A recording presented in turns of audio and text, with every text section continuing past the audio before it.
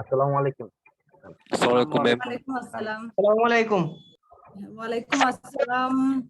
67 আপনাদের তো আসসালামু আলাইকুম ম্যাম। ওয়ালাইকুম আসসালাম সবাইকে। আসসালামু আলাইকুম ম্যাম। কি শুরু করে দিব না কি? কতজন? 68। আপনারা নরমালি কতজন প্রেজেন্ট থাকেন? ঠিক আছে জানাস্তা। ম্যাম 80 উপরে 90 প্লাস এরকম। ঠিক আছে।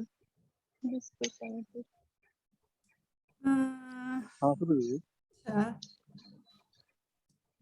কি করব? ম্যাম প্রথম ক্লাস তো একটু লেট করলে মনে হয় ভালো হয়। দ্বিতীয় ক্লাস, প্রথম ক্লাস আমরা গল্প করে কাটিয়েছি। সো আজকে আমার কিন্তু বুলেট গতিতে ক্লাস নেওয়ার কথা না ছিল। ক্লাসের জন্য প্রথম ক্লাস আর কি, এটা আর বলছিলাম। আমি আগেই বলে দিয়েছি আমি একটু টাইমলি আসি, টাইমলি শেষ করি। হ্যাঁ, আমার ক্লাসে একটু টাইমলি প্রেজেন্ট থাকতে হবে। যে ম্যাম সমস্যা হচ্ছে অ্যাজ ইউজুয়াল এই যে যত দিন যায় তত কিন্তু মানে পার্টিসিপেন্ট একটু কমা শুরু করে। না, আমার ক্লাসে কখনো কমে না, নরমালি আর কি। দেখা যাক। প্রথম দিন যতজন ছিল মোটামুটি 100-র কাছাকাছি ছিল, তারপর থেকে একটু কিন্তু কমছে। এত তাড়াতাড়ি যদি অনীহা চলে আসে তাহলে কি করে হবে বলো? অন্যান্য ক্লাসগুলো তো সেম, আস্তে আস্তে কমে যাচ্ছে ডে বাই ডে। না না, এত তাড়াতাড়ি অনীহা আসা যাবে না, আপনাদেরকে অ্যাটেনটিভ থাকতে হবে। মাত্র তো শুরু হলো ক্লাস। না পড়ে না বুঝেই এখনই যদি কমে যায় তাহলে কিভাবে? আচ্ছা 73 it's increasing. Okay, I am waiting for the 80. Okay, whenever 80 participant will be there I will start then. Okay, আর কি অবস্থা সবার, কেমন আছেন? জি আলহামদুলিল্লাহ ভালো আছি। দিবে সবকিছু নাকি? আলহামদুলিল্লাহ ভালো আছি ম্যাডাম। জি ম্যাম আলহামদুলিল্লাহ ভালো। জি ম্যাম, হয়তো খুলে দিবে 11 তারিখ থেকে সবকিছু। 13 না 11 বোধহয় না? জি ম্যাম 11 তারিখ ম্যাম 11। আচ্ছা, দেখা যাক আসলে কি হয়। এখনো তো অবস্থা খুবই খারাপ।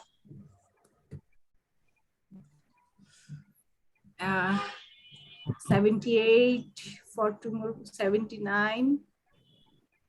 Okay.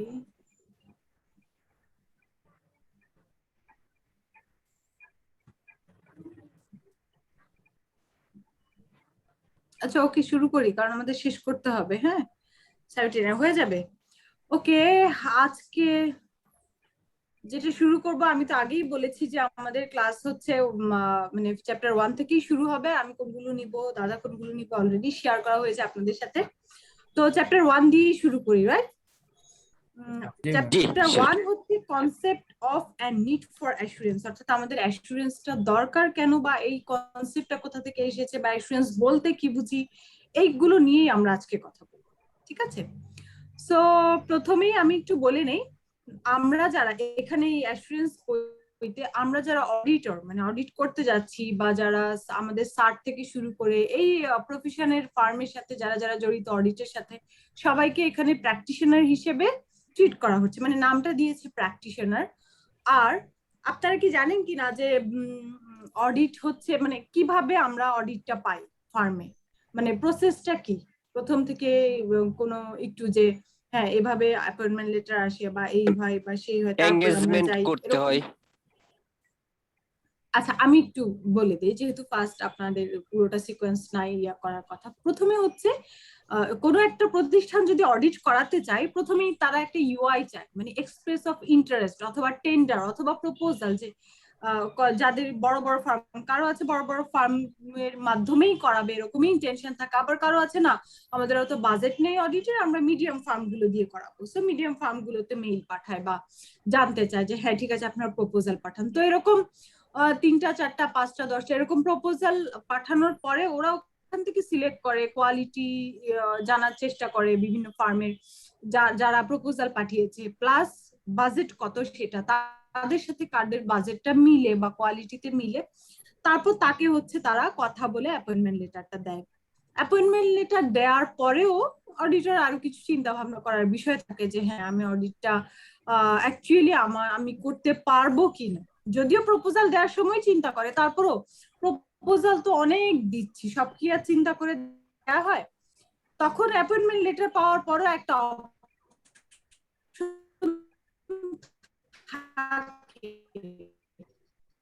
নরমালি অপশনটা এক্সারসাইজ করে না ম্যাক্সিমামই, বাট আর একটু চিন্তা করি, বাট খুব দ্রুত তাকে জানিয়ে দিতে হয় যে হ্যাঁ আমি এটা নিচ্ছি অথবা নিচ্ছি না অডিটটা। তারপরে আমরা এনগেজমেন্ট লেটার দেই আমাদের ফার্ম থেকে, যেটা চ্যাপ্টার 2 তে আমি কভার করব। এনগেজমেন্ট লেটার আমাদের ফার্মের পার্সপেক্টিভ থেকে আমরা একটা এনগেজমেন্ট লেটার থ্রো করি, দেন হচ্ছে অডিটটা শুরু করি, ঠিক আছে? তো এই যে অ্যাপয়েন্টমেন্ট লেটার দেয়, এটা কারা দেয়? ডেফিনেটলি মালিক পক্ষ, তাই না? অর্থাৎ একটা অডিটে 3টা পক্ষ থাকে। একটা হচ্ছে মালিক পক্ষ, যারা আসলে কোম্পানিতে থাকতেও পারে আবার নাও থাকতে পারে। আপনি দেখবেন যে গ্রুপ অফ কোম্পানিগুলোতে মানে যারা মালিক তারা নরমালি, মানে অনেক কোম্পানি থাকে তো তারা নরমালি কোম্পানিতে টাইম টু টাইম বসে, মিটিং টিটিং হলে আসে, আদারওয়াইজ তাদের আদার্স অনেক অনেক বিজনেস থাকে, তারা সেগুলো নিয়ে ব্যস্ত থাকে। সো কোনো নির্দিষ্ট একটা সবকিছু জানা বা অবস্থা আসলে ঠিকভাবে চলছে কিনা জানা তাদের পক্ষে অনেক সময় পসিবল হয় না।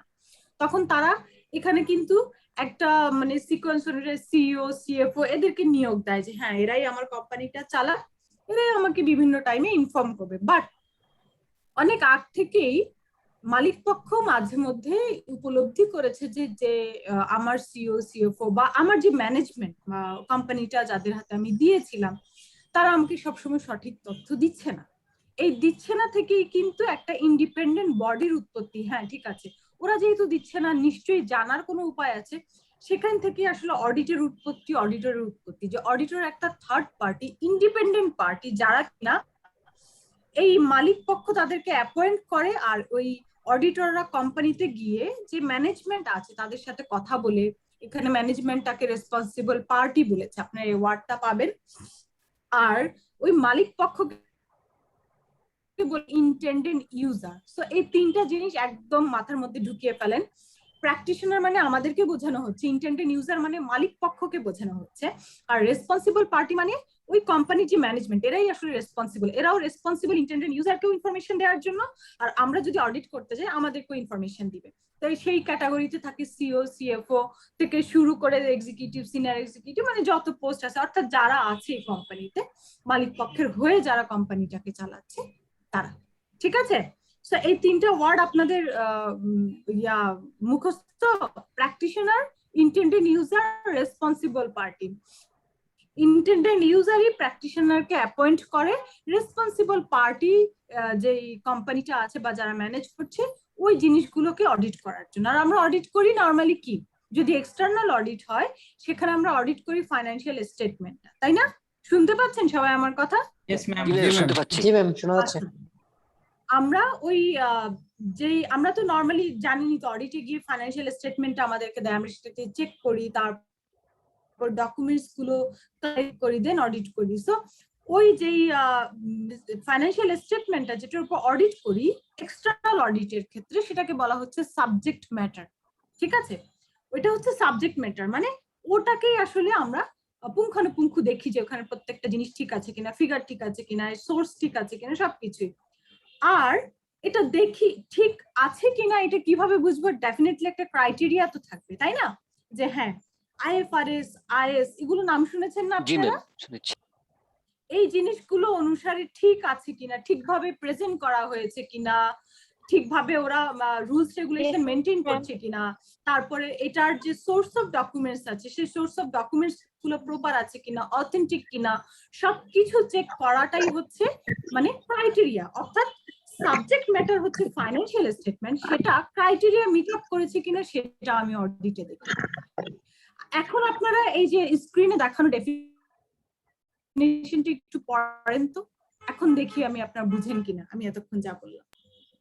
An assurance engagement is one in which a practitioner expresses a conclusion designed to enhance the degree of confidence of the intended users other than responsible party about the outcome of the evaluation or measurement of a subject matter against criteria.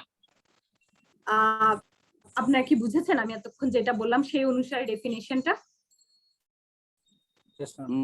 আরেকবার দেখেন, আমার মনে হয় clear হয়ে যাওয়ার কথা। আবার পড়বো ম্যাম? না না, পড়া লাগবে না, আপনি নিজেই আরেকবার সাইলেন্টলি পড়েন, পড়ে যদি কেউ না বুঝেন আমাকে কোনো একটা নির্দিষ্ট জায়গা সেটা বলেন, বাট আমার এতক্ষণের ব্যাখ্যার আলোকে আমার মনে হচ্ছে আপনাদের বোঝার কথা।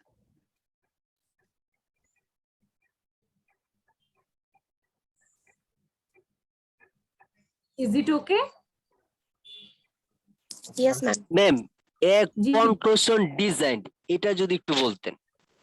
কনক্লুশনটাকে ইয়া করেন, আমি যেটাকে আন্ডারলাইন করেছি ওইটাকে প্র্যাকটিশনার এক্সপ্রেস আ কনক্লুশন। আমরা কনক্লুশন ড্র করি কিভাবে? ইন্ডিপেন্ডেন্ট অডিটরস রিপোর্ট দেখেছেন না? ওটাই হচ্ছে আমাদের কনক্লুশন। অডিটরস রিপোর্ট দেখেছেন তো ফার্মে? অর্থাৎ অডিট যখন কমপ্লিট করি অডিটরস রিপোর্ট দেই, ওই অডিটরস রিপোর্টটাই হচ্ছে আমার কনক্লুশন, যে আমি অ্যাকচুয়ালি কি পেয়েছি, কি বলতে চাচ্ছি, ওই 2-3 পাতা 4 পাতা যেটা, ওটাই আসলে আমার শক্তি as a practitioner. Okay, so ওখানেই আমি আমার কনক্লুশনটা এক্সপ্রেস করি। সামিরুল ওকে? ম্যাম একটা যদি এক্সাম্পল দিতেন এখানে তাহলে আরেকটু ক্লিয়ার হতে পারতাম। এক্সাম্পল, আপনি ফার্মে আছেন তো? জি জি। আপনি অডিটরস রিপোর্ট কখনো দেখেন নাই? না ম্যাম এম রিপোর্ট এখন পর্যন্ত মানে দেখতে পাইনি। আচ্ছা ঠিক আছে, তাহলে আপনি আগামীকাল যদি ইয়া থাকে, বা আপনি আজকে ওয়েবসাইটে গিয়ে অডিটরস রিপোর্ট দেখবেন, হ্যাঁ ওই অডিটরস রিপোর্ট দিয়ে সার্চ দিবেন, ঠিক আছে? বা Okay, কোনো okay. একটা কোম্পানির অ্যানুয়াল রিপোর্ট দিয়ে সার্চ দিবেন, ওকে? তাহলে ঠিক আপনি আছে। ওখানে অডিটরস রিপোর্টটা দেখতে পাবেন। আপনি কতদিন হয়েছে ফার্মে আছেন? 8 মান্থ অলরেডি হ্যাভ আপনার পাস। নিজের আগ্রহেই আপনার অডিটরস রিপোর্টটা দেখা উচিত ছিল। এখানে যারা আছেন সববারই উচিত ছিল একবার করে অডিটরস রিপোর্টটা দেখা, যে আমি যে অডিটর, আমি আমার অডিটর নিক না নিক, আমি অডিট করি না, বাট আমার আগ্রহ থাকবে যে অ্যাকচুয়ালি কি জিনিসটা।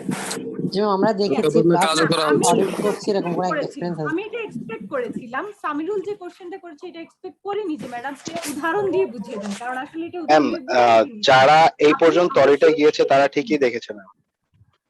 না অবশ্যই আমি বলছি কি অডিটে গিয়েছেন অথবা যাননি সমস্যা নেই, বাট ফার্মের সাথে তো এঙ্গেজ ছিলেন, ফার্মে কিন্তু অহরহ এরকম অডিটর রিপোর্ট যাচ্ছে, সো আপনাদের নিজের আগ্রহেই দেখা উচিত ছিল আর কি। আচ্ছা যাই হোক, সমস্যা নেই, আমরা যারা দেখেনি পরবর্তীতে আমি ক্লাস শেষে যদি সুযোগ পাই অডিটর রিপোর্ট একটা দেখিয়ে দিব, অথবা নেক্সট ক্লাসে দেখাবো, ঠিক আছে?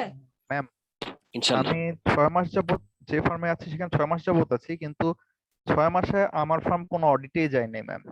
আমরা মানে যদি এটা সিএ ফার্ম, কিন্তু সিএ ফার্ম হওয়া সত্ত্বেও আমরা সিএ এর কাজ বাদে দুনিয়ার সব কাজ করি, আমরা লাইসেন্স তৈরি করি, আমরা পারমিশন আচ্ছা নেই। ঠিক আছে, আমরা এক্সট্রা কথা এখন না বলি, যারা যারা দেখেননি তাদেরকে আমি হয়তো আজকে সিনপসিসের সাথে একটা অডিটর রিপোর্টের ডেমো পাঠিয়ে দিব, অন্যথায় আপনারা একটু ওয়েবসাইটে সার্চ দিলে অডিটর রিপোর্টের ফরম্যাট পেয়ে যাবেন, অথবা যে কোনো একটা অ্যানুয়াল রিপোর্ট নামিয়ে নেবেন যে কোনো একটা কোম্পানির, ওখানে অডিটর রিপোর্ট সার্চ দিলেই ওই পেজগুলো চলে আসবে, ঠিক আছে? ধন্যবাদ ম্যাম। ওকে, আমরা একটু আগাই, ঠিক আছে? এখন হচ্ছে কি elements of assurance engagement, okay? So কি কি এলিমেন্টস গুলো কি? এই যে আমি এতক্ষণ যে কথাগুলো বলেছি এগুলোকে 5টা ভাগে ভাগ করে হচ্ছে কি এলিমেন্টস। আচ্ছা আমি বলি এখন অ্যাসুরেন্স এবং অডিট পার্থক্য কি, কেউ কি বলতে পারবেন? স্যার ম্যাডাম অ্যাসুরেন্স হচ্ছে কোনো একটা সাবজেক্ট ম্যাটারে নিশ্চয়তা দেওয়া, ওপিনিয়ন দেওয়া। এটা যে কোনো ধরনের কাজ হতে পারে নিশ্চয়, ঠিক আছে? আর অডিটটা হচ্ছে অ্যাসুরেন্সের একটা পার্ট, সবচেয়ে বড় পার্ট। মানে আমি যদি দাঁড়ান আমি আপনাদেরকে একটু বলি, আপনারা আমাকে তো দেখতে পাচ্ছেন, এটা যদি একটা সার্কেল হয় এই পুরো সার্কেলটা হচ্ছে অ্যাসুরেন্স, এটার মধ্যে সবচেয়ে বড় আরেকটা পার্ট হচ্ছে অডিট। অর্থাৎ অ্যাসুরেন্স আপনার যে কোনো টাইপ হতে পারে, ক্যাশ ইনসেনটিভ করছেন এটা একটা অ্যাসুরেন্স, যে আপনি সার্টিফিকেট দিচ্ছেন সে ক্যাশ ইনসেনটিভ পাবে কি পাবে না।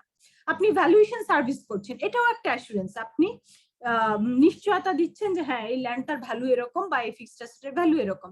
আপনি ট্যাক্স সার্ভিস দিচ্ছেন এটাও একটা অ্যাসুরেন্স, হ্যাঁ তোমার ট্যাক্স এত আসবে বা তোমাকে এত টাকা ট্যাক্স দিতে হবে। সো অডিট ফার্মে যত ধরনের কাজ করেন সমস্ত কাজগুলোকেই অ্যাসুরেন্সের অন্তর্ভুক্ত, বাট সবচেয়ে বড় যে পার্টটা বা সবচেয়ে পপুলার সবচেয়ে বেশি করা হয় যেটা সেটা হচ্ছে অডিট, এক্সটার্নাল অডিট, সেটা হচ্ছে সবচেয়ে অ্যাসুরেন্সের মধ্যে সবচেয়ে বড় একটা পার্ট। সো এক্সটার্নাল অডিট তো অ্যাসুরেন্স বটেই, আদার্স যা করেন cash incentive, valuation, tax service, VAT service, internal audit, accounting service provide করেন, সব কিছুই হচ্ছে অ্যাসুরেন্স। ওকে, সো এই সমস্ত অ্যাসুরেন্সের জন্যই তিনটা গ্রুপ থাকে, অর্থাৎ কেউ একজন আপনাকে অ্যাপয়েন্ট করে, আপনি হচ্ছেন প্র্যাকটিশনার, আর আপনি যাদের সাথে কমিউনিকেট করে কাজটা করেন সেটা হচ্ছে রেসপন্সিবল পার্টি। সো আমি একদম কমন আরেকটা জিনিস দিয়ে উদাহরণ দেই। আপনি মনে করেন ক্যাশ ইনসেন্টিভ করছেন, ঠিক আছে, প্র্যাকটিশনার আপনি, এটা শিওর। ইন্টেন্ডেড ইউজার কারা? ওনার ম্যাডাম মালিক পক্ষরা, কোম্পানির মালিক পক্ষরা, মালিক পক্ষ, ব্যাংক। আপনাকে অ্যাপয়েন্ট করেছে কে সেটা বলেন। ক্যাশ ইনসেন্টিভটা করার জন্য অ্যাপয়েন্ট করে কে? ব্যাংক। বাংলাদেশ ব্যাংক যে আপনাকে অ্যাপয়েন্ট করে সেই ইন্টেন্ডেড ইউজার, আর আপনার যে পার্টিগুলার ফাইলগুলা দেখেন তারা হচ্ছে রেসপন্সিবল পার্টি, ঠিক আছে? ওকে, সো যে কাজের জন্য যে আপনাকে অ্যাপয়েন্ট করে বা আসলে যাদের আপনাকে দরকার তারাই তো আপনাদেরকে অ্যাপয়েন্ট করবে। সো যে পার্টিটা অ্যাপয়েন্ট করে তারা হচ্ছে ইন্টেন্ডেড ইউজার, আর যে ডকুমেন্টস গুলো বা যাদের কাছে আপনি কমিউনিকেশন করে ওই কাজটা শেষ করেন তারা হচ্ছে রেসপন্সিবল পার্টি। সো অডিটের ক্ষেত্রে কোম্পানির যারা এমপ্লয়ি তারা হচ্ছে ম্যাডাম, হ্যাঁ ঠিক আছে, রেসপন্সিবল পার্টি। হ্যাঁ হ্যাঁ, রেসপন্সিবল পার্টি। সো যে কোনো ধরনের অ্যাসুরেন্সের জন্য তিনটা পার্টি থাকবে, sure? Clear? Yes ma'am. Subject matter, subject matter আমি বলেছি অডিটের জন্য সাবজেক্ট ম্যাটার হচ্ছে ফাইন্যান্সিয়াল স্টেটমেন্ট। তাহলে এখন ক্যাশ ইনসেন্টিভের জন্য সাবজেক্ট ম্যাটার কি? হ্যাঁ, মানে কিসের উপর ভিত্তি করে আপনারা হচ্ছে ক্যাশ ইনসেন্টিভের মানে ইনসেন্টিভ পাবে কি পাবে না সেটা দেখেন? নিশ্চয়ই ডকুমেন্টস আছে তাদের, ডকুমেন্টসের উপর। জি, ডকুমেন্ট, সার্কুলার্স বা ডাটা বলি বা ডকুমেন্টস বলি, ওটা হচ্ছে সাবজেক্ট ম্যাটার। সুইটেবল ক্রাইটেরিয়া, আমি আপনাদেরকে অডিটের ক্ষেত্রে বলেছিলাম সুইটেবল ক্রাইটেরিয়া কি, অ্যাকাউন্টিং স্ট্যান্ডার্ড মেনটেন করেছে কিনা, আইএফআরএস ঠিক আছে কিনা, ল রেগুলেশন এগুলো মেনটেন করেছে কিনা, এটা হচ্ছে ক্রাইটেরিয়া। ক্যাশ ইনসেন্টিভের ক্ষেত্রেও ক্রাইটেরিয়া আছে, ডেফিনেটলি কিছু ক্রাইটেরিয়া ফুলফিল আপ করলেই তো সে ক্যাশ ইনসেন্টিভ পাবে, আদারওয়াইজ কিন্তু আমরা তাকে দেই না, রাইট? জি একদম রাইট। সার্কুলার ফলো করতে হবে, সার্কুলার অনুযায়ী তারপর দেয়। সার্কুলার গুলো ফলো করলেই সে পাবে, আদারওয়াইজ কিন্তু পাবে না। সাফিসিয়েন্ট অ্যাপ্রোপ্রিয়েট অডিট এভিডেন্স, আমরা যেমন অডিটে দেখি যে হ্যাঁ আমরা অডিট করতে গিয়েছি, আমরা যা চাচ্ছি ডকুমেন্টস তারা আমাদেরকে প্রোভাইড করতে পারছে, আমরা সেটা চেক করে তারপর তো অডিট করছি। সো আমি যেটা চাচ্ছি বা অডিটের জন্য যা দরকার সেই ডকুমেন্টস গুলো তাদের কাছে কিন্তু থাকতে হবে। তেমন ক্যাশ ইনসেন্টিভেও কিন্তু আপনি যখন ডকুমেন্টস চেক করেন ঘাটতি থাকলে কি আপনি সেটাতে ইনসেন্টিভ দেন? আপনি অবশ্যই তাদের কাছে কিন্তু আস্ক করে ডকুমেন্টস গুলো, যেন আপনাকেও কিন্তু যে কোনো একটা টাইমে কোশ্চেনেবল জায়গায় যেতে হতে পারে। সো আপনি কিন্তু নিজের ইয়ার জন্য সমস্ত ডকুমেন্টস চেক করে সুইটেবল ক্রাইটেরিয়া মেনটেন করেছে কিনা দেখে তারপর কিন্তু ইনসেন্টিভ দেন, রাইট? Okay, yes ma'am. লাস্টটা হচ্ছে কি written report in appropriate format. So auditors report যারা দেখেছেন তারা সবাই জানেন অডিটরস রিপোর্টের ফরম্যাট কিন্তু প্রত্যেকের জন্যই সেম, কারণ এটা আমাদের ইন্টারন্যাশনাল স্ট্যান্ডার্ড অফ অডিটিং এর 701 এর ফরম্যাটটা দেয়া আছে যে অডিট করলে এই ফরম্যাটে তুমি হচ্ছে ওপিনিয়ন দিবা, মানে ইন্ডিপেন্ডেন্ট অডিটরস রিপোর্টটা তুমি এই ফরম্যাটে দিবা। সো যাই কাজ করেন না কেন আপনি একটা রিটেন ফর্মে রিপোর্ট করেন। ক্যাশ ইনসেন্টিভও যে আপনারা যে সার্টিফিকেটটা দিচ্ছেন এটা কি রিটেন ফরম্যাট না? ওকে, জি ম্যাম, রিটেন ফরম্যাট। প্রত্যেকটা অ্যাসুরেন্স এনগেজমেন্টের কনক্লুশন হচ্ছে একটা রিপোর্ট, সেই রিপোর্টটা ডেফিনেটলি রিটেন হতে হবে, কারণ ওরাল কোনো কিছুতে আসলে অডিটর বিলিভ করে না, ঠিক আছে? সো এখন এই 93 পার্টিসিপেন্ট আছেন, সবাই যে কোনো না কোনো এনগেজমেন্ট পারফর্ম করছেন আপনাদের ফার্মে, যাই করুন না কেন সবকিছুই কিন্তু অ্যাসুরেন্স। সো যে যা করছেন তার আঙ্গিকে এই 5টা ক্রাইটেরিয়া ফিল আপ হচ্ছে কিনা একটু চিন্তা করে দেখেন তো। হচ্ছে আমি ক্যাশ ইনসেন্টিভ যেটা সবচেয়ে বেশি প্র্যাকটিস হয় আর অডিট, এই দুটোর উদাহরণ দিয়ে আপনাদেরকে ক্লিয়ার করে দিলাম। হোপফুলি বাকি অ্যাসুরেন্স অন্য কেউ যদি সার্ভিস দিয়ে থাকেন আপনারা দেখবেন প্রত্যেকটাতেই এই 5টা ক্রাইটেরিয়া ডেফিনেটলি মেনটেন করা হচ্ছে। ওকে, ক্লিয়ার? সো আমার যদি মার্কস এখন তো হচ্ছে আমার কি বলবো ইয়া ফর্মে চলে গিয়েছে, মাল্টিপল চয়েস ফর্মে চলে গিয়েছে। সো এইগুলো আপনারা 5টা এই পয়েন্ট গুলো যে এগুলো ভালো মতো এমনিও মনে রাখবেন, আর ভিতরের গুলো তো আমার মনে হয় যেভাবে বুঝাচ্ছি আপনাদের মানে কনসেপ্টটা ক্লিয়ার হয়ে যাওয়ার কথা, ঠিক আছে? আমরা আগাই, তাই না? আমরা বুঝেছি না পাঁচটা কি এলিমেন্টস কি? জি ম্যাম। আগের সামনে। ওকে ওকে, তারপরেও আমি কোশ্চেন নিব, কোশ্চেন লিখে রাখেন, লাস্টে আমি কোশ্চেন গুলো পিক করব। ওকে জি ma'am. Okay, then level of assurance. এখন বলতে পারেন যে লেভেল অফ অ্যাসিউরেন্স আবার কি? আচ্ছা, আপনারা কি কোয়ালিফাইড ওপিনিয়ন, আনকোয়ালিফাইড ওপিনিয়ন নাম শুনেছেন? জি ম্যাম শুনেছি। ওকে, সো নরমালি আমরা এক্সপেক্ট করি যে আনকোয়ালিফাইড ওপিনিয়ন যাবে, হ্যাঁ, মানে হচ্ছে গিয়ে তার ডকুমেন্টস গুলো ক্লিয়ার থাকবে, ট্রু অ্যান্ড ফেয়ার ভিউ দিবে, অর্থাৎ এমন কোনো কিছু থাকবে না যাতে করে মানে লুকো ছাপা, ফ্রড, ফরজারি এসব কিছু থাকবে না, এটাই এক্সপেক্ট করি অডিটর হিসেবে। সো নরমালি ম্যাক্সিমাম ক্ষেত্রে আনকোয়ালিফাইড ওপিনিয়নই যায়, আর আনকোয়ালিফাইড ওপিনিয়ন মানে হচ্ছে রিজনেবল অ্যাসুরেন্স, ঠিক আছে? আর যদি কোয়ালিফাইড ওপিনিয়ন যায় সেটাকে বলা হচ্ছে লিমিটেড অ্যাসুরেন্স। আমি আরেকটু বুঝিয়ে বলি, দেখেন রিজনেবল অ্যাসুরেন্স এর পাশে লেখা সাফিসিয়েন্ট এন্ড অ্যাপ্রোপ্রিয়েট, অর্থাৎ আপনি যে ডকুমেন্টস গুলো চাচ্ছেন সেটা পাচ্ছেন, এবং যে রুলস রেগুলেটরি মেনটেন করে মানে তাদের ফাইন্যান্সিয়াল স্টেটমেন্টটা প্রিপেয়ার করার কথা সেটা তারা করেছে। সো এই দুইটা ঠিক থাকলে রিজনেবল অ্যাসুরেন্স। আর যদি ডকুমেন্টস এরও ঘাটতি থাকে কিংবা রুলস রেগুলেশন মেনটেন করেনি এরকম জায়গায়ও যদি ঘাটতি থাকে, তাহলে আসলে লিমিটেড অ্যাসুরেন্সের সম্ভাবনা থাকে, বা আমরা লিমিটেড অ্যাসুরেন্স দেই, যেটাকে কোয়ালিফাইড ওপিনিয়ন বলি, বা এটা অ্যাডভার্স হতে পারে, ডিসক্লেমার হতে পারে, এগুলো আমরা চ্যাপ্টার 4 এ ডিটেইলস আলোচনা করব, ঠিক আছে? আমি জাস্ট মূল জায়গাটা বুঝাচ্ছি যে যদি আনকোয়ালিফাইড ওপিনিয়ন হয় সেটাকে বলা হচ্ছে রিজনেবল অ্যাসুরেন্স, যদি কোয়ালিফাইড হয় সেটাকে বলা হচ্ছে লিমিটেড। রিজনেবল কখন দেয়? যদি আমার কাছে ডকুমেন্টস গুলো অ্যাভেলেবেল থাকে এবং ডকুমেন্টস গুলো যদি অ্যাপ্রোপ্রিয়েট থাকে, তাহলে আমরা বলি যে হ্যাঁ আনকোয়ালিফাইড ওপিনিয়ন। আর যদি ডকুমেন্টস এর ঘাটতি থাকে কিংবা যদি রুলস রেগুলেশন মেনটেন করেনি এরকম বড় কোনো প্রবলেম থেকে থাকে, তাহলে সেই ক্ষেত্রে কিন্তু হচ্ছে লিমিটেড অ্যাসুরেন্স যায়। ক্লিয়ার? ম্যাডাম এখানে আনকোয়ালিফাইড এন্ড কোয়ালিফাইড শব্দ দুটো ঝামেলা পাকাইতেছে, মানে এটা একটু যদি এক্সপ্লেইন করতে। ঝামেলা পাকানোর তো কিছু নাই, আনকোয়ালিফাইড মানে ক্লিয়ার রিপোর্ট, আর কোয়ালিফাইড রিপোর্ট মানে হচ্ছে ঝামেলা রিপোর্ট। সে শাব্দিক অর্থের দিক দিয়ে বলতেছি ম্যাডাম। এটা মানে নরমাল শব্দের চাইতে উল্টো শব্দ আর কি, ঠিক আছে? কোয়ালিফাইড মানে হচ্ছে কোয়ালিফাইড না, কোয়ালিফাইড মানে হচ্ছে নেগেটিভ, আর আনকোয়ালিফাইড মানে হচ্ছে পজিটিভ। ওকে আশিক? এখানে লিমিটেড অ্যাসুরেন্স কি তাহলে হচ্ছে কোয়ালিফাইড রিপোর্ট, হ্যাঁ, আর রিজনেবল অ্যাসুরেন্স যেটা দিচ্ছি সেটা হচ্ছে আনকোয়ালিফাইড। ওকে ম্যাম এই কোয়ালিফাইড আমি কোশ্চেন নিব পরে। ম্যাম আমি আর কি কোয়ালিফাই আনকোয়ালিফাইড আরেকটা বেটার এক্সপ্লেনেশন জানি, আমার এক বড় আর্টিকেলশিপ ভাইয়ের কাছ থেকে শুনেছিলাম। বেটার এক্সপ্লেনেশন কি? মনে রাখতে সুবিধা হবে, এটা আর কি সে বলেছিল এক্সপ্লেনেশনটা যে হচ্ছে আমরা যখন একটা রিপোর্ট করতে যাই, একটা অডিট করতে যাই, তার আগে হচ্ছে আমরা কিছু পয়েন্টস নোট ডাউন করি যে হচ্ছে আমি গিয়ে এই সমস্যাগুলো পেতে পারি। যদি আমি সেই সমস্যাগুলো পাই তাহলে হচ্ছে সেখানে আমার এটা হচ্ছে কি বলে কোয়ালিফাই, আমি কোয়ালিফাই করলাম, এই সমস্যাগুলো আমি ধারণা করেছিলাম এবং এই সমস্যা এই ভেজালগুলো কোম্পানিতে আছে।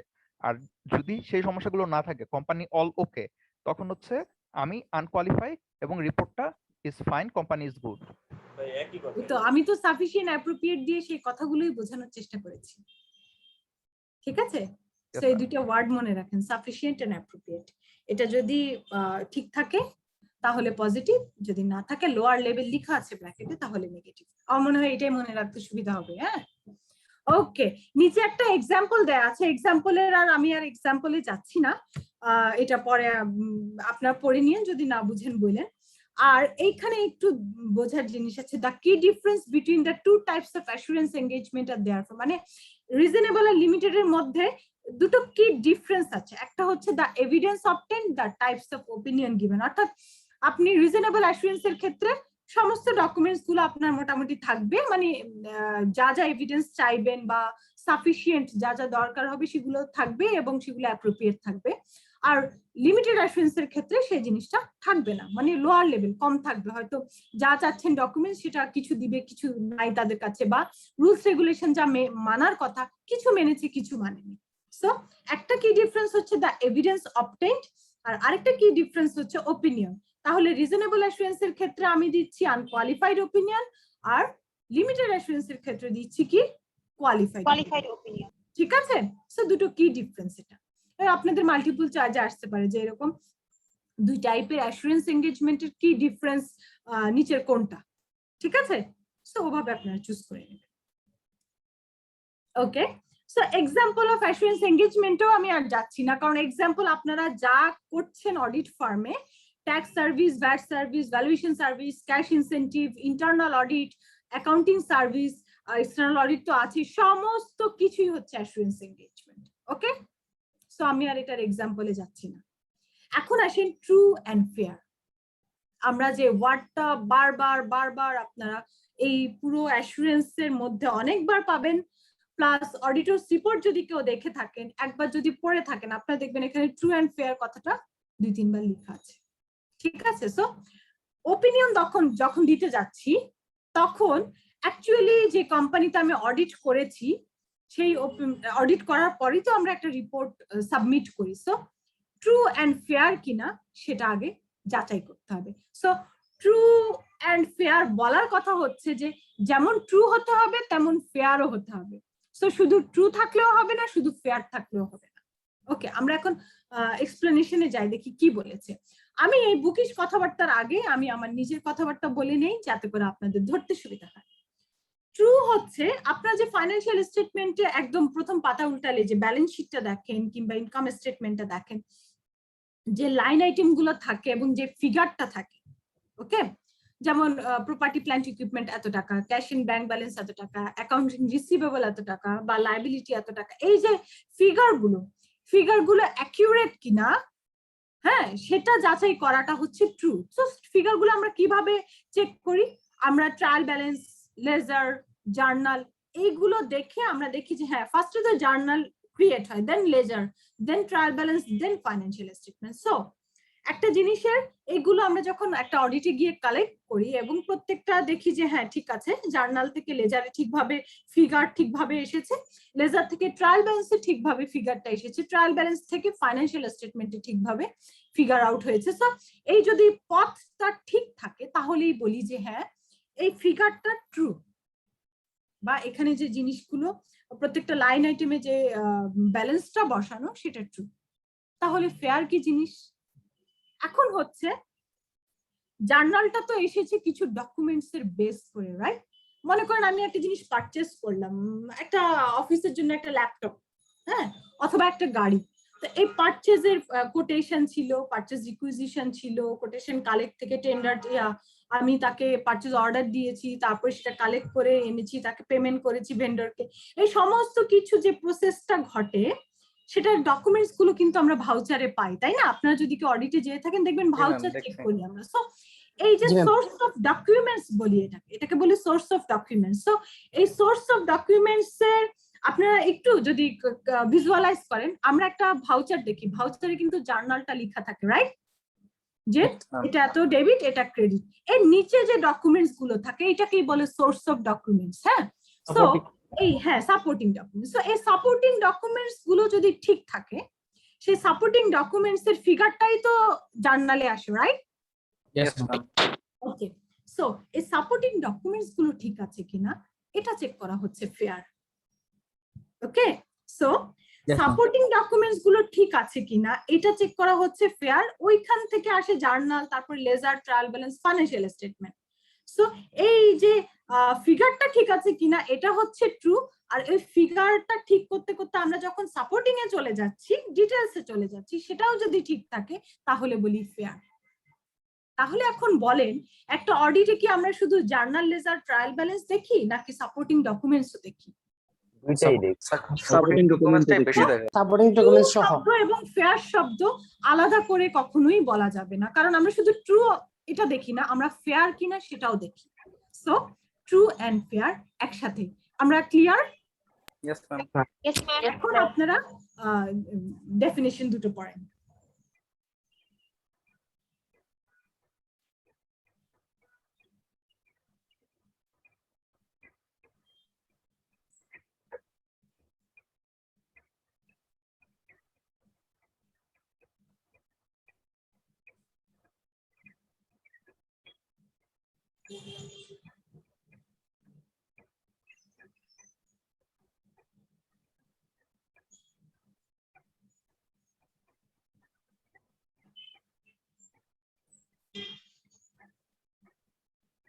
পড়ছি। ওকে, আমার মনে হয় আপনাদের কাছে এখন একটু ক্লিয়ার লাগার কথা, তাই না? আফটার দা এক্সপ্লেনেশন, ঠিক আছে? ম্যাম ফেয়ার না হলে তো তাহলে হ্যাঁ, বুঝি নাই। ফেয়ার যদি না হয় ইনফরমেশন তাহলে তো হবে না। এর কোনোটার ঠিকঠাক যদি হবে। কোনো মানে কোনোটার যদি ঘাটতি থাকে তাহলে তো আপনাকে লিমিটেড অ্যাসুরেন্সে যেতে হবে। Qualified report. ইয়েস, লিমিটেড অ্যাসুরেন্সে যেতে হবে। ওকে, ঠিক আছে, তাহলে আমরা আগাই। Yes, ma'am. ওকে, সো এখন দেখবো বেনিফিটস অফ অ্যাসুরেন্স। এই যে অ্যাসুরেন্সটা নিচ্ছে ইন্টেন্ডেড ইউজাররা, অ্যাসুরেন্স নিচ্ছে আমাদের কাছ থেকে, অডিট ফার্মের কাছ থেকে, তাদের বেনিফিটটা কি? জাস্ট ব্লু ওয়ার্ড গুলো আপনারা শুধু একটু দেখেন, তাহলেই বুঝবেন। প্রফেশনাল ভেরিফিকেশন, কারণ সে তো একটা থার্ড পার্টি দিয়ে ভেরিফিকেশন করতে চাচ্ছে ইন্ডিপেন্ডেন্টলি, তাই না? আমি যেটা ফার্স্টেই বলেছি যে রেসপন্সিবল পার্টির কাছে দিয়েছিল, কিন্তু তারা রিয়ালাইজ করলো একটা টাইমে যে না, রেসপন্সিবল পার্টি আমাকে সবসময় সঠিক ইনফরমেশনটা দিচ্ছে না। দ্যাটস ওয়াই ইন্ডিপেন্ডেন্ট একটা প্রফেশনাল ভেরিফিকেশনের জন্যই তারা অডিট ফার্ম থেকে এই অ্যাসুরেন্স সার্ভিসটা নিচ্ছে। ওকে, দ্বিতীয়ত বেনিফিট হচ্ছে ইনহ্যান্স কনফিডেন্স। ডেফিনেটলি কনফিডেন্স, আমরা একটা থার্ড পার্টি হিসেবে, অডিটর হিসেবে আমরা ইন্ডিপেন্ডেন্টলি বলছি হ্যাঁ তোমার এগুলো ঠিক আছে, তাহলে তার কনফিডেন্সটা বৃদ্ধি পায় না। যাই হোক, আমার রেসপন্সিবল পার্টি আমাকে যেটা বলেছে সেটা ঠিক আছে, তাহলে আরেকজনকে দিয়ে চেক করিয়েও যেহেতু ঠিকঠাক আছে, ট্রু অ্যান্ড ফেয়ার ভিউ বলছে তারা, তাহলে আমার কনফিডেন্স বাড়লো না, ঠিক আছে আমার কোম্পানিটা ভালো মতো চলছে। অর্থাৎ আমি ওনারকে একটা কনফিডেন্স দিতে পারছি as a practitioner. Enhance the credibility of the financial information, বিশ্বাসযোগ্যতা বাড়ে ইনফরমেশনের। কিভাবে? এই যে আমরা যে আবার চেক করছি ফিগার গুলা ঠিক কিনা, সোর্স অফ ডকুমেন্টস ঠিক আছে কিনা, এটা ক্রেডিবিলিটি বৃদ্ধি করে ফাইন্যান্সিয়াল ইনফরমেশনে। এটা একটা বেনিফিট অ্যাসুরেন্সের। Help to prevent errors or frauds and reduce the risk of management bias. অর্থাৎ এই যে আমরা যখন চেক করছি তখন কি হচ্ছে, এই রেসপন্সিবল পার্টি যারা থাকে তারা কিন্তু একটু ভয় থাকে না অডিট আসবে, সো এই এরর এবং ফ্রডের একটা পসিবিলিটি বা একটা যে সম্ভাবনা থাকে, তারা কিন্তু ওই ভয়ে ফ্রড বা এরর করার চান্সেসটা কমে যায়। দেখবেন আপনারা অডিট যখন কোনো একটা কোম্পানিতে অডিট করতে যাবেন বা কিছু, দেখবেন যে অডিটরকে কিছুটা ভয় পায়, কজ অফ তারা জানে যে হ্যাঁ অডিটর আসবে মানে ডকুমেন্টস চেক করবে, সো ডকুমেন্টস চেক করবে মানে আমাদেরকে সতর্কতার সহিত কাজ করে রাখতে হবে। সো এই সতর্কতা থাকার কারণেই এরর এবং ফ্রড গুলো কম হয়, ঠিক আছে? আর কি হচ্ছে, where problem they exist within information, assurance report draws attention। আপনারা কি ম্যানেজমেন্ট লেটার নামে কোনো কিছু দেখেছেন? ফার্মে ম্যানেজমেন্ট লেটার, অর্থাৎ অডিট ফাইন্ডিংস গুলো আমরা যেটাতে, হ্যাঁ, সো যদি ছোটখাটো কোনো প্রবলেম থেকে থাকে বা কোম্পানির ইমপ্রুভমেন্টের জন্য যদি কোনো পয়েন্ট থেকে থাকে, অডিটর মাস্ট বি ওই একটা ম্যানেজমেন্ট লেটার দেয়, যেখানে ইন্টেন্ডেড ইউজারের ড্র অ্যাটেনশন করে যে হ্যাঁ তোমার এখানে বড় কোনো প্রবলেম না থাকলে এই ছোটখাটো প্রবলেম গুলো আছে, তুমি একটু দেখে নিও বা তাদেরকে গাইড করো যাতে করে এগুলো রিমুভ হয়ে যায়, ঠিক আছে? সো এই বেনিফিট গুলোর জন্যই আসলে অডিট করায় ইন্টেন্ডেড ইউজাররা। আমি কি ক্লিয়ার করতে পারলাম বেনিফিট গুলো? Yes ma'am. ম্যাম আর একটু যদি ড্র অ্যাটেনশনটা বলতেন। ড্র অ্যাটেনশন হচ্ছে যদি কোনো প্রবলেম থেকে থাকে, আমরা অডিটররা কি করি, ওই ফাইন্ডিংস গুলো সেটা বড় না হোক, মনে করেন ট্যাক্স ঠিক মতো ডিপোজিট করেনি, কাটেনি, কিংবা কিছু জায়গায় একটু ছোটখাটো প্রবলেম ছিল, এই জিনিসটা একটু কালেক্ট করতে হতো, বা এই ডকুমেন্টসটা একটু ছোট, মানে একেবারে মেজর না, মাইনর কিছু ঘাটতি থাকে না ডকুমেন্টস এর, যেটা কিনা মেজর হলে তো আমি ডেফিনেটলি কোয়ালিফাইড ওপিনিয়নেই চলে যাব, বাট আনকোয়ালিফাইড ওপিনিয়নই থাকবে। কিন্তু ছোটখাটো কিছু প্রবলেম থাকে কোম্পানিতে, এই প্রবলেম গুলো আমি অ্যাটেনশন ড্র করতে চাই মালিকের, তো আমরা কি করি, একটা ম্যানেজমেন্ট লেটারে ওই প্রবলেম গুলো লিখে তাকে এটা সাবমিট করি যে ভাই তোমার এখানে এই ছোটখাটো প্রবলেম গুলো ছিল, এগুলোকে তুমি অ্যাটেনশন ড্র করো, বাট এটার কারণে ট্রু এবং ফেয়ার এর মানে কোনো ঘাটতি হয়নি ওই রকম, ঠিক আছে? ওইটার জায়গায় আছে, কারণ ট্রু এবং ফেয়ার এর যদি বড় রকমের ঘাটতি হয় আমরা তো কোয়ালিফাইড ওপিনিয়ন দিব, রাইট? সো ওইটার বড় কোনো ঘাটতি না, বাট ছোটখাটো কিছু প্রবলেম থাকতে পারে, সেটার কারণেই আমরা হচ্ছে গিয়ে একটা ম্যানেজমেন্ট লেটার দিই। এটাকেই বলছে ড্র, যেমন ভাউচারে সিগনেচার অর ডেট মিটিং এরকম। তো এগুলোর জন্য যে একেবারে ট্রু এন্ড ফেয়ার এর খুব বেশি ঘাটতি হয়েছে তা কিন্তু না, তাই না? হয়তো একজনের টাস্ক ছিল না, দিতে ভুলে গেছে, বা পরবর্তীতে নিবে বলে হয়তো নেয়নি, এটার কারণে কিন্তু আপনার ডকুমেন্টসটাই ভুয়া, এটাতে এই হয়নি সে, এগুলো কিন্তু আমরা বলতে পারি না বা বলার মতো স্কোপ থাকে না। এটাকেই বলছে হচ্ছে গিয়ে মানে ম্যানেজমেন্ট লেটারে ছোটখাটো গুলো আপনার এই ইস্যুগুলো সাবমিট করে, ওইটা ট্রু এন্ড ফেয়ার এর ঘাটতি ঘটায় না। ওকে ওকে ম্যাম, ক্লিয়ার? জি জি clear. লিমিটেশন, একটু আগে আমরা মানে যা কথাবার্তা বলছি এটার মাধ্যমে কিন্তু লিমিটেশন গুলো মোটামুটি বুঝে যাওয়ার কথা। তারপর আমি আরেকবার বলি, টেস্টিং ইজ ইউজড। আপনারা জানেন আমরা যখন অডিটে যাই, অডিটের সময় কতটুকু থাকে? 15 দিন, 1 মাস অথবা 1.5 মাস অথবা 2 মাস, এটা কোম্পানি বুঝে, তাই না? সো তাদের সারা বছরের কাজ, এতগুলো মানুষের কাজ আমরা চেক করতে আমরা সময় পাচ্ছি 1 মাস অথবা 1.5 মাস অথবা কখনো কখনো 15 দিন। সো আমরা কি করি, অডিটর বলাই আছে অডিটর 100% চেক করবে না, অডিটর হচ্ছে স্যাম্পলিং বেসিসে চেক করবে বা টেস্টিং ইউজ করবে। অর্থাৎ আমরা তো সবকিছু দেখি না, আমরা ম্যাটেরিয়াল ফিগার গুলো দেখি বা বড় বড় জার্নাল গুলো বা বড় বড় জায়গাগুলো লেজার ব্যালেন্স গুলো দেখে চেক করে ওটা সাপোর্টিং ডকুমেন্টস গুলো চেক করে কিন্তু অডিট শেষ করি। যারা অডিটে গিয়েছেন তারা জানেন যে আপনারা কিন্তু সব দেখেন না একেবারে, তাই না? এখানে জি ম্যাম। 60% ডকুমেন্টস আমরা ইয়ে করার চেষ্টা করি। ম্যাম যখন ডকুমেন্টস কম থাকে তখন সবগুলো চেক করি। আমি এটাকে একটু ছোট্ট করে ফিগার আউট করি।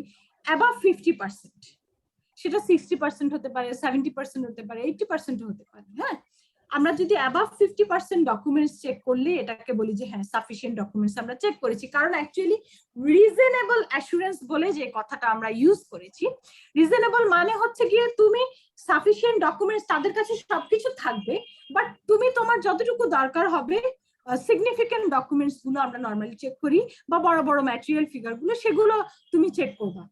ঠিক আছে? সো আমরা যদি 100%ই চেক করি তাহলে তো আমাদের প্রচুর সময় লাগবে, আমরা ঠিক মতো অডিট রিপোর্ট দিতে পারবে না, আমাদের প্রচুর লোকবল লাগবে। আর সবচেয়ে বড় কথা হলো যে ফিটাতে আমরা রাজি হই বা যে ফিটা তারা অডিটরের জন্য বরাদ্দ থাকে, এইটাতে আসলে এত কিছু চেক করে রিপোর্ট দেওয়ার মতো সময় ফি না এটা। ঠিক আছে? সো এটা যদি পুরোপুরি সে চেক করতে যায়, এটাকে আসলে এক্সটার্নাল অডিট বলেন, এটাকে বলে স্পেশাল অডিট, মানে আমি অ্যাকুরেটলি সবকিছু চেক করছি। ঠিক আছে? সো আমরা যখন অডিটে যাই, ইনভেন্টরি কাউন্টিং এর যে কাজগুলো আমরা করি এগুলো আমি স্পেশাল অডিটের মধ্যে। আমি আসছি আপনার মাঝখানে কথা বললেন না, আমার এজন্য বলেছি ক্লাসে সবকিছু আমি ব্যাখ্যা করে দিব, আপনাদের কোশ্চেন সলভ হয়ে যাওয়ার কথা।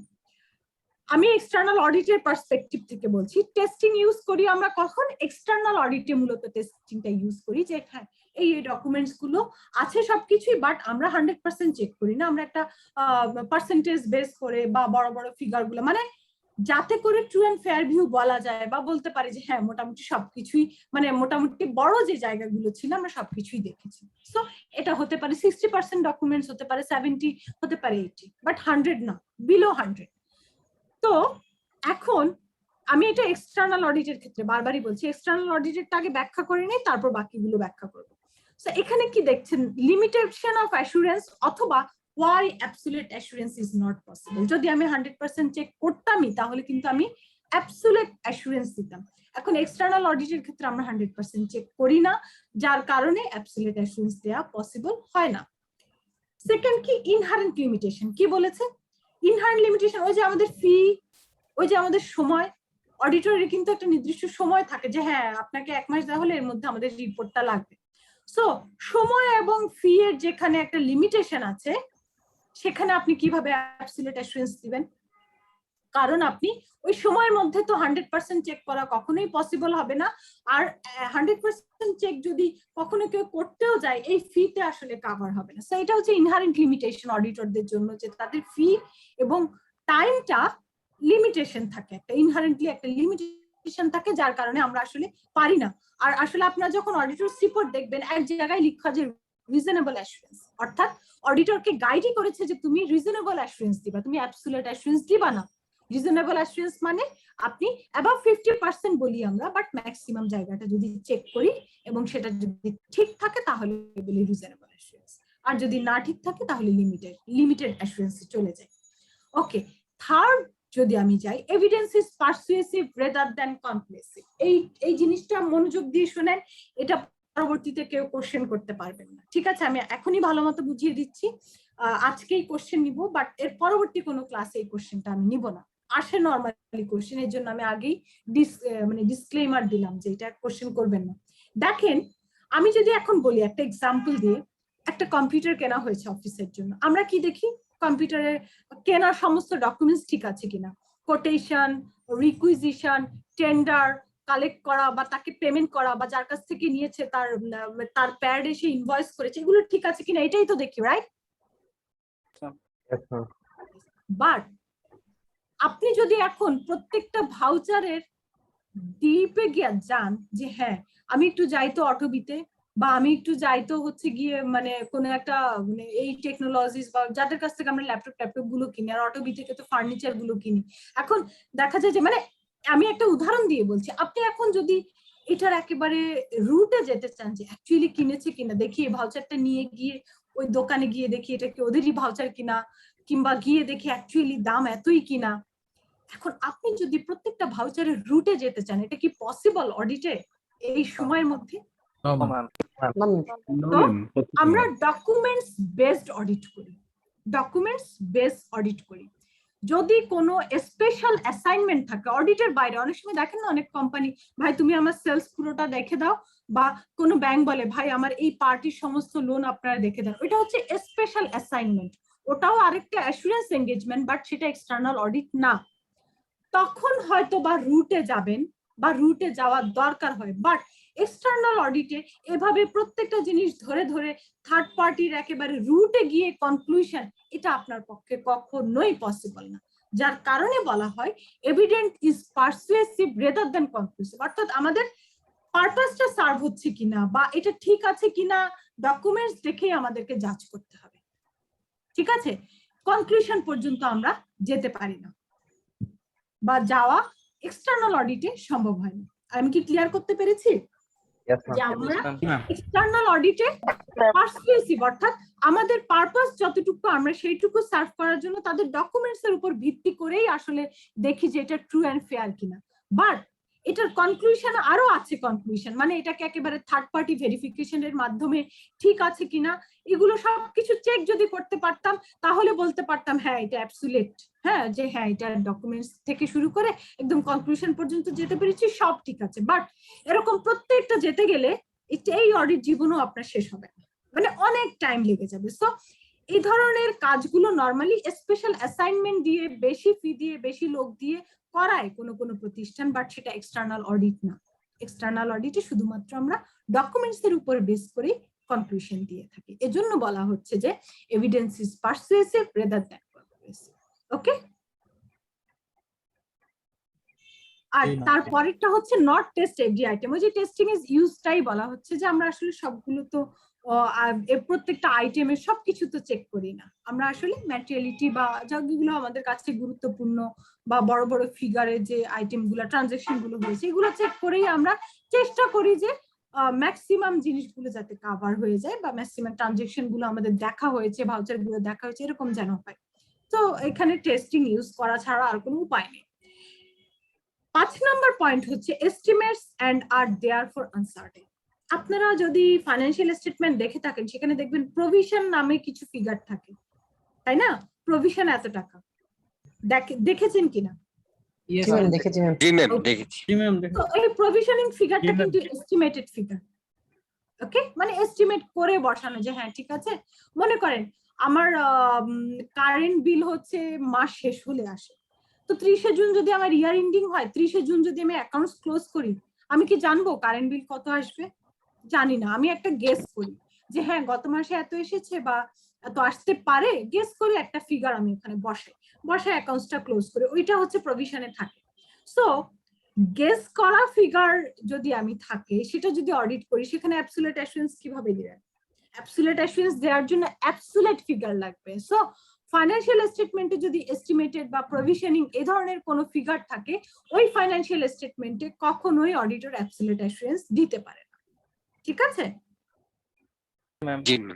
অ্যাসুরেন্স রিপোর্ট মাইট ইটসেলফ বি লিমিটিং। আমি যেটা বলছিলাম যে আপনারা যখন, আমি বলছি 701 ইন্টারন্যাশনাল স্ট্যান্ডার্ড অফ অডিটিং এর 701 এ ফরম্যাট দেয়া আছে অডিটরস রিপোর্টে, ওই রিপোর্টে বলাই আছে অডিটর এক্সটার্নাল অডিটের ক্ষেত্রে রিজনেবল অ্যাসুরেন্স দিবে।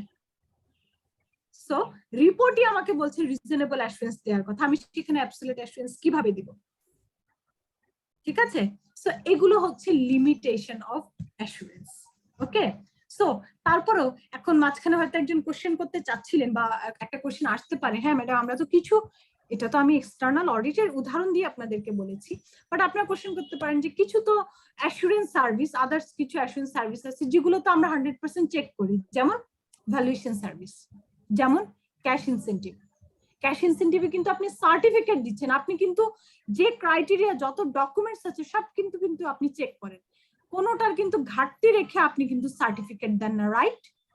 Yes ma'am. এটাই জানা যাচ্ছে। সার্টিফিকেট যেটা বা যেই জায়গায় লেখা থাকে we certify that, we certify that, সেই জায়গাকে বলা হচ্ছে অ্যাবসলিউট অ্যাসুরেন্স, ওইটা কিন্তু absolute assurance.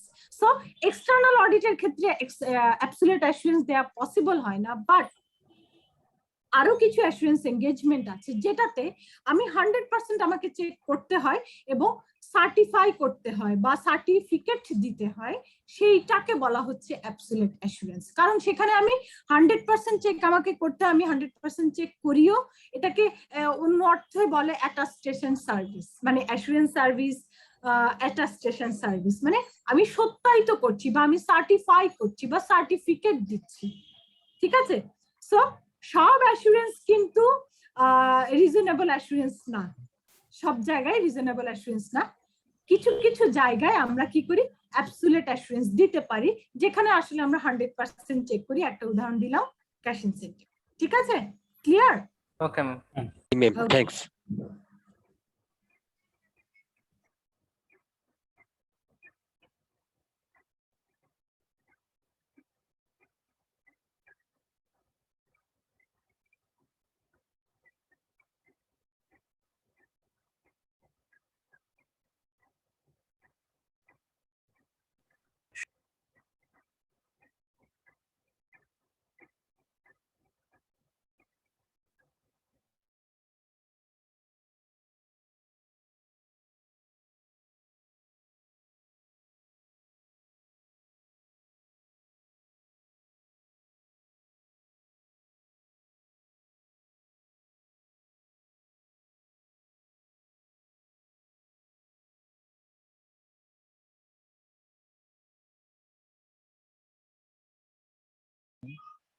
Sorry for the interruption.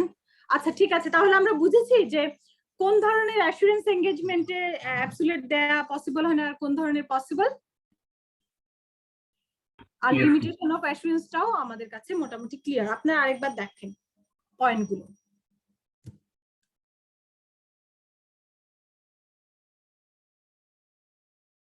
ওকে, আমরা যেতে পারি পরের স্লাইডে? Yes, জি ma'am. ম্যাম। ওকে,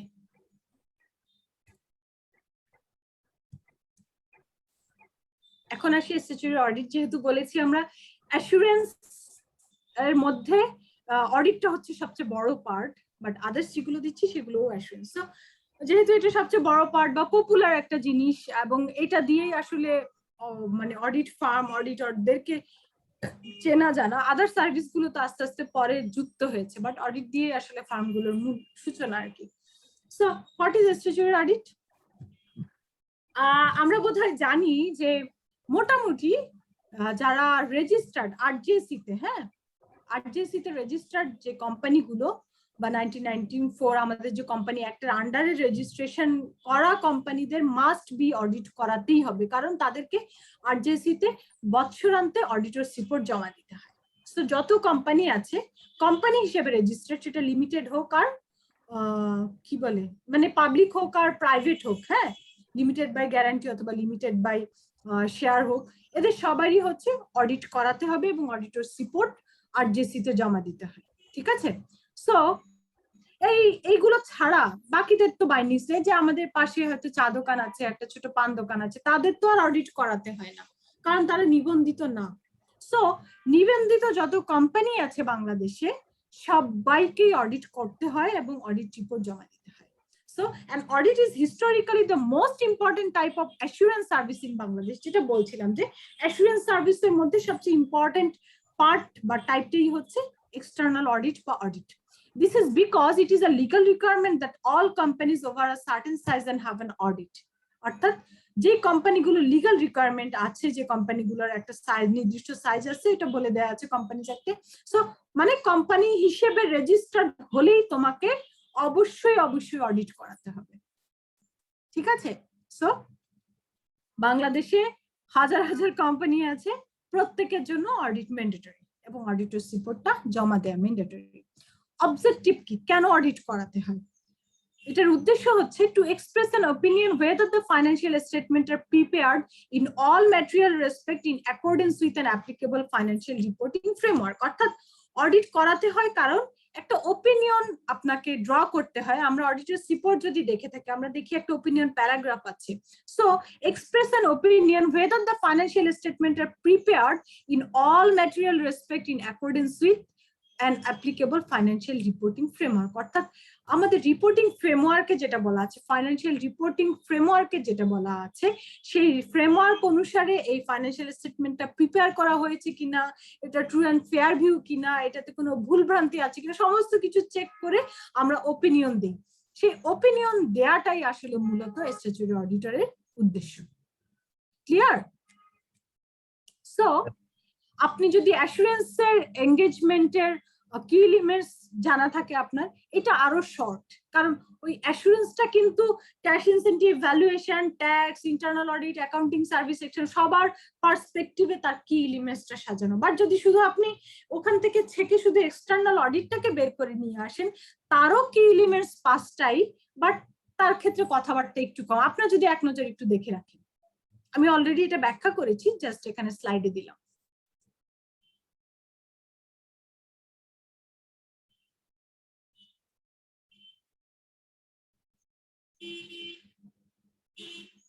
ক্লিয়ার না? কি এলিমেন্টস কিন্তু 5টাই, কথাগুলো একটু কমে এসেছে কারণ এর ক্ষেত্রে তো স্পেসিফিক, ওখানে একটু ব্রড ছিল কারণ অ্যাসুরেন্স মানে তো হচ্ছে সব ধরনের সার্ভিস যা আমরা প্রোভাইড করি, যেখানে নিশ্চয়তা প্রদান করি সেটাই assurance. Clear? Yes ma'am.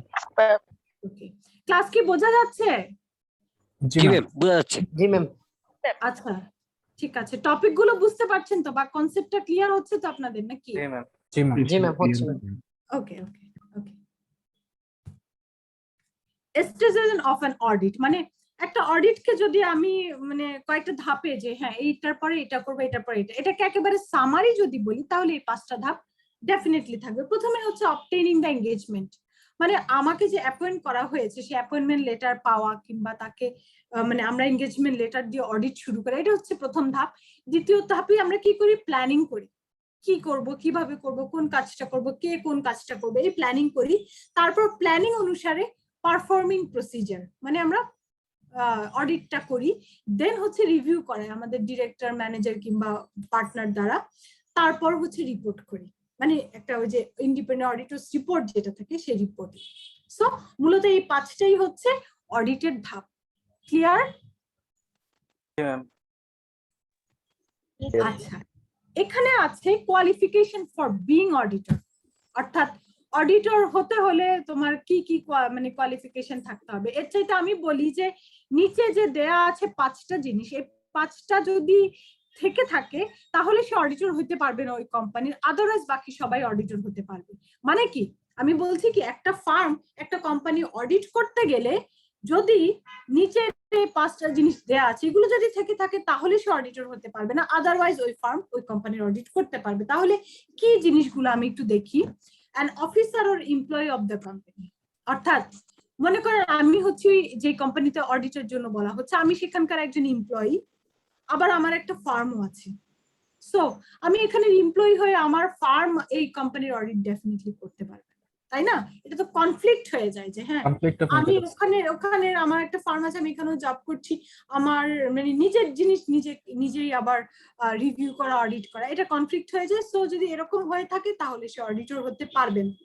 A partner or an employee of any officer employee to the company, অর্থাৎ কি আপনার এই পার্টনার যদি আপনাদের ফার্মের কোনো পার্টনার, হ্যাঁ, কিংবা কোনো এমপ্লয়ি যদি ওখানকার কোনো মানে অফিসার বা এমপ্লয়ি হিসেবে থেকে থাকে, মূলত হয় কি আমাদের একটা টিম কম্পোজিশন থাকে, পার্টনার, তারপর ম্যানেজার, তারপর হচ্ছে জুনিয়র স্টাফরা থাকে। সো জুনিয়রদের কে ওইরকম ভাবে ওদের সাথে ইম্প্যাক্ট হয় না। যদি ডিরেক্টর অথবা পার্টনার যদি ওই কোম্পানির সাথে কোনোভাবে লিঙ্ক আপ থাকে এবং মনে করা হয় যে এরা যদি ওখানে অডিট করে অ্যাকচুয়ালি ইন্ডিপেন্ডেন্ট যে কথাটা বা ইন্ডিপেন্ডেন্ট অডিট যেটা সেটা পসিবল হবে না, তাহলে তাদের সেখানে অডিটর হওয়ার যোগ্যতা নেই। ঠিক আছে, আমি বুঝাতে পেরেছি যে অ্যাকচুয়ালি অডিটটা হচ্ছে ইন্ডিপেন্ডেন্ট হতে হবে।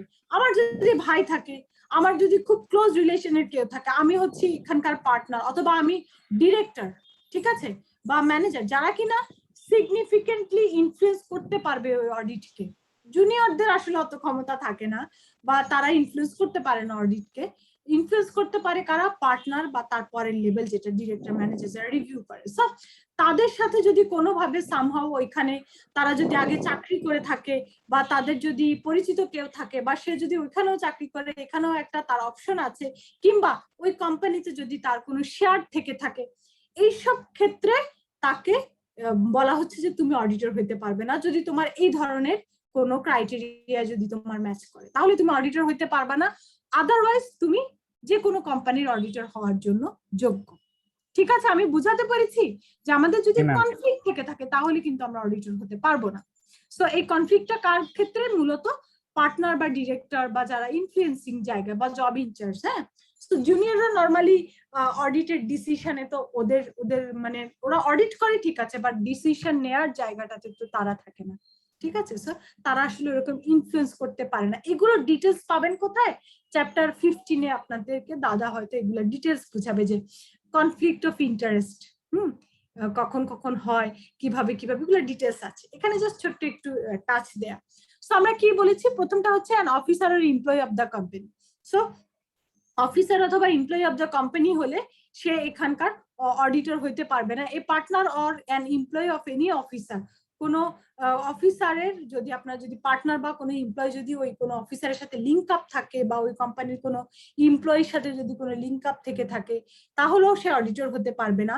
A person who is ইনডেপ্টেড to the company exceeding 1000 এটা একটা মিনিমাম একটা ফিগার বলেছে, অর্থাৎ কোম্পানির সাথে যদি আপনার কোনো লেনাদেনা থাকে, আপনি যদি কোম্পানির নিকট কোনো দায়বদ্ধ থেকে থাকেন, অ্যাজ আ অডিটর আপনি ওই কোম্পানির অডিটর হতে পারবেন না। অর্থাৎ আমি মনে করেন যে একটা ব্যাংক থেকে আমি ঋণ নিয়েছি অনেক টাকা, ওই ব্যাংকের অডিট আমি করতে পারবো না অ্যাজ এ পার্টনার অথবা ডিরেক্টর, কারণ ওই ব্যাংকের সাথে আমার একটা লেনাদেনার সম্পর্ক আছে। ঠিক আছে, a person who is a director or member of a private company or a partner of a firm which is a managing agent of the company, অর্থাৎ আপনারা দেখবেন অনেকগুলো কোম্পানির ইন্ডিপেন্ডেন্ট ডিরেক্টরে আমাদের এই যে চার্টার্ড অ্যাকাউন্টেন্ট ফার্মের পার্টনাররা থাকে বা যারা এফসিএ বা যারা আছে, তারা কিন্তু বিভিন্ন কোম্পানির ডিরেক্টর পোস্ট হোল্ড করছে। অর্থাৎ এখন আমি যদি মনে করেন যে কোনো একটা ব্যাংকের ডিরেক্টর, হ্যাঁ, ইন্ডিপেন্ডেন্ট ডিরেক্টর হিসেবে আমাকে রেখেছে, আমি ওই ব্যাংকের অডিট করতে পারবো না বা অডিটর হতে পারবো না।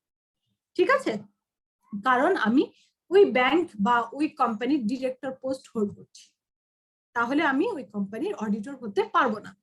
আর যদি 5% এর বেশি শেয়ার হোল্ড করি অ্যাজ এ পার্টনার অথবা ডিরেক্টর বা ম্যানেজার, কোনো একটা কোম্পানির 5% এর বেশি শেয়ার হোল্ড করলে আমি ওই কোম্পানির অডিটর হতে পারবো না। সো এই ধরনের প্রবলেম গুলো যদি না থাকে বা এই ক্রাইটেরিয়ার কোনোটা যদি আমার সাথে এরকম কনফ্লিক্ট না করে, তাহলে আমি অডিটর হওয়ার যোগ্য, আদারওয়াইজ নট। ক্লিয়ার? জি ম্যাম। ওকে, আমরা প্রায় লাস্টের দিকে। প্রফেশনাল স্কেপটিসিজম এবং প্রফেশনাল জাজমেন্ট আমরা কি একটু বুঝি কিনা, এই ওয়ার্ড গুলো শুনেছি কিনা কখনো? কোনটা শুনেছি? স্কেপটিসিজম। আচ্ছা, ঠিক আছে। আমি যাই হোক, সবার যেহেতু অনেকেই আছে এখানে, আমি আগে ব্যাখ্যা করে নিই, তারপরে আপনাদেরকে গতানুগতিক আমি যা করি আগে ব্যাখ্যা করে নিই, তারপর আপনাদেরকে পড়তে দিই। স্কেপটিসিজম মানে হচ্ছে সন্দেহবাতিকতা। হ্যাঁ, একটা অডিট করতে যাবেন, আপনি যদি আগেই ধরে নেন ওই কোম্পানির সমস্ত কিছু ঠিক আছে, সব কিছু ট্রু অ্যান্ড ফেয়ার আছে, তাহলে কি আপনি কিছু খুঁজে পাবেন প্রবলেম? নো, কখনোই নো ম্যাম। আপনাকে পুলিশ চোর পুলিশ খেলতে বলেনি, বাট অ্যাজ আ অডিটর হিসেবে আপনার কোশ্চেনিং মাইন্ড থাকতে হবে। হ্যাঁ, আচ্ছা এই ডকুমেন্টসটা ঠিক আছে তো, ঠিক হওয়ার জন্য কি কি ক্রাইটেরিয়া দরকার ছিল, দেখি ওগুলো সবকিছু ঠিক আছে কিনা। তো সব ডকুমেন্টস যদি ঠিক থাকে তাহলেই হ্যাঁ ঠিক আছে, সাপোর্টিং ডকুমেন্টস ঠিক আছে, তার মানে হচ্ছে আমি এবার জার্নালিজের ট্রায়াল ব্যালেন্স চেক করি, তাহলে মোটামুটি আমি বলতে পারবো এই ফিগারটা কারেক্ট। সো আমার কিন্তু একটা কোশ্চেনিং মাইন্ড চলে এসেছে, এটা ঠিক আছে কিনা। ওইটা যদি না থাকে তাহলে আর কিসের অডিট করবেন, তাই না? আমার ভিতরে যদি একটু সন্দেহই না থাকে তাহলে তো আমি অডিটরই না। সন্দেহ না থাকলে তো আপনি কোনো প্রবলেমই পাবেন না, তাই না? তারা সবকিছু ঠিক করে রাখার চেষ্টা করবে, বাট তার মাঝেও ভুল করবে, তার মাঝেও কোনো ফ্রড করার চেষ্টা করবে, এরর করার চেষ্টা করবে। সো এগুলোই তো আমাদেরকে বের করে আনতে হবে। আর এগুলো আমরা কখন বের করতে পারবো? যদি আমাদের মধ্যে কোশ্চেনিং মাইন্ড থাকে। ক্লিয়ার? আর আরেকটা জিনিস বলা হচ্ছে প্রফেশনাল জাজমেন্ট। ওকে, সো আমি যদি একটু বলি, আপনাদের জব ইনচার্জ বা ডিরেক্টর বা পার্টনার যারা আছে, আপনারা একটু চিন্তা করে দেখুন তো, চট করেই কিন্তু তারা প্রবলেম ধরে ফেলে বা বের করে ফেলতে পারে। আপনার মাঝে মধ্যে মনে হয় না যে তারা কিভাবে পারছে? আচ্ছা, আমি একটা জায়গায় ভুল করেছি, আমি হয়তো মানে কিন্তু রিভিউ দেওয়ার সময় ঠিক যে জায়গাটায় ভুল করেছি, আমার ম্যানেজার বা ডিরেক্টর ঠিক ওই জায়গাটাই আমাকে কোশ্চেন করছে বা জিজ্ঞেস করছে। এইটা কিভাবে বুঝে তারা? এটা মাঝে মধ্যে মনে হয় না আপনাদের যে হ্যাঁ, তারা কিভাবে বুঝে? আমি তো, আমার মাথায় কেন এটা আসলো না, আমি কিভাবে কেন এভাবে চেক করলাম না? সো এই যে দীর্ঘদিন ধরে ফার্মের সাথে থাকা, বিভিন্ন ট্রেনিং নেওয়া, তারপরে বিভিন্ন কোম্পানির সাথে অডিট করতে করতে একটা মানে নলেজ বা এক্সপিরিয়েন্স, এক্সপার্টাইজ গ্রো করে। ঠিক আছে, আমরা এখন যেমন আমরা সেই শুরু করেছি অডিট 2011-তে আমি শুরু করেছি, এখন 21 সাল চলে, এখনো ফার্মের সাথে আছি। সো ওই 11-12 সালের মাথার এখনকার মাথার মধ্যে অনেক ডিফারেন্স না? আমি কিন্তু এখন চট করে একটা টিমকে বলে দিব যে তুমি এখানে গিয়ে এটা এটা দেখবা, এই জিনিসগুলোতে প্রবলেম থাকতে পারে, বা এভাবে এভাবে অডিটটা করবা, তুমি এটা করবা, তুমি এটা করবা। কারণ আমি জানি কাকে দিয়ে কোনটা মানে করালে ভালো রেজাল্ট আসবে, বা কোন কোন জায়গায় চেক করলে আমার দ্রুত অডিটটা উঠে আসবে, বা অডিটটা সুন্দরভাবে শেষ হবে, বা প্রবলেম গুলো পাবো। সো এটা হচ্ছে প্রফেশনাল জাজমেন্ট, অর্থাৎ আমি জাজমেন্ট ইউজ করেছি। ওকে, এই জাজমেন্টটা আমার কিভাবে গ্রো করেছে? এই যে আমার দীর্ঘদিন ধরে থাকা নলেজ, এক্সপিরিয়েন্স, ট্রেনিং, এগুলোর কারণেই আমি চট করে কিন্তু এখন ডিসিশন নিতে পারি, চট করেই কিন্তু যে কোনো একটা জায়গার প্রবলেম গুলো বের করতে পারি, বা অডিট কিভাবে করতে হবে, এই সময়ের মধ্যে কিভাবে দ্রুত শেষ করতে হবে, কিভাবে কিভাবে করলে আমরা ক্লোজ করতে পারবো, এগুলো কিন্তু আমরা এখন ইজিলি ডিসিশন দিতে পারি। ওকে, এবার আপনারা স্কেপটিসিজম এবং জাজমেন্টটা একটু পড়ে নেন।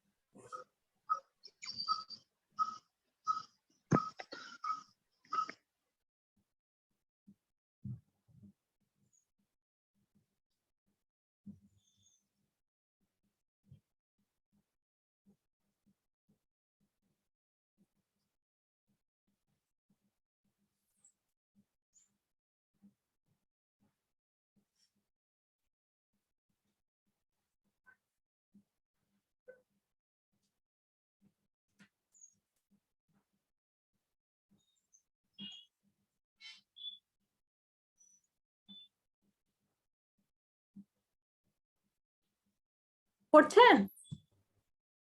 জি ম্যাম, পড়া শেষ। আচ্ছা, পড়া শেষ না, বুঝে গিয়েছে তো? জি ম্যাম। জি ম্যাম। ওকে, ঠিক আছে। সো আমরা এটার আরেকটু ডিটেইলসে যাব, পরের স্লাইডটাই আমাদের লাস্ট স্লাইড, আরেকটু ডিটেইলসে যাব। এটা আপনাদের বইতেও আছে, আমি জাস্ট বুলেট পয়েন্টগুলো নিয়ে এসেছি।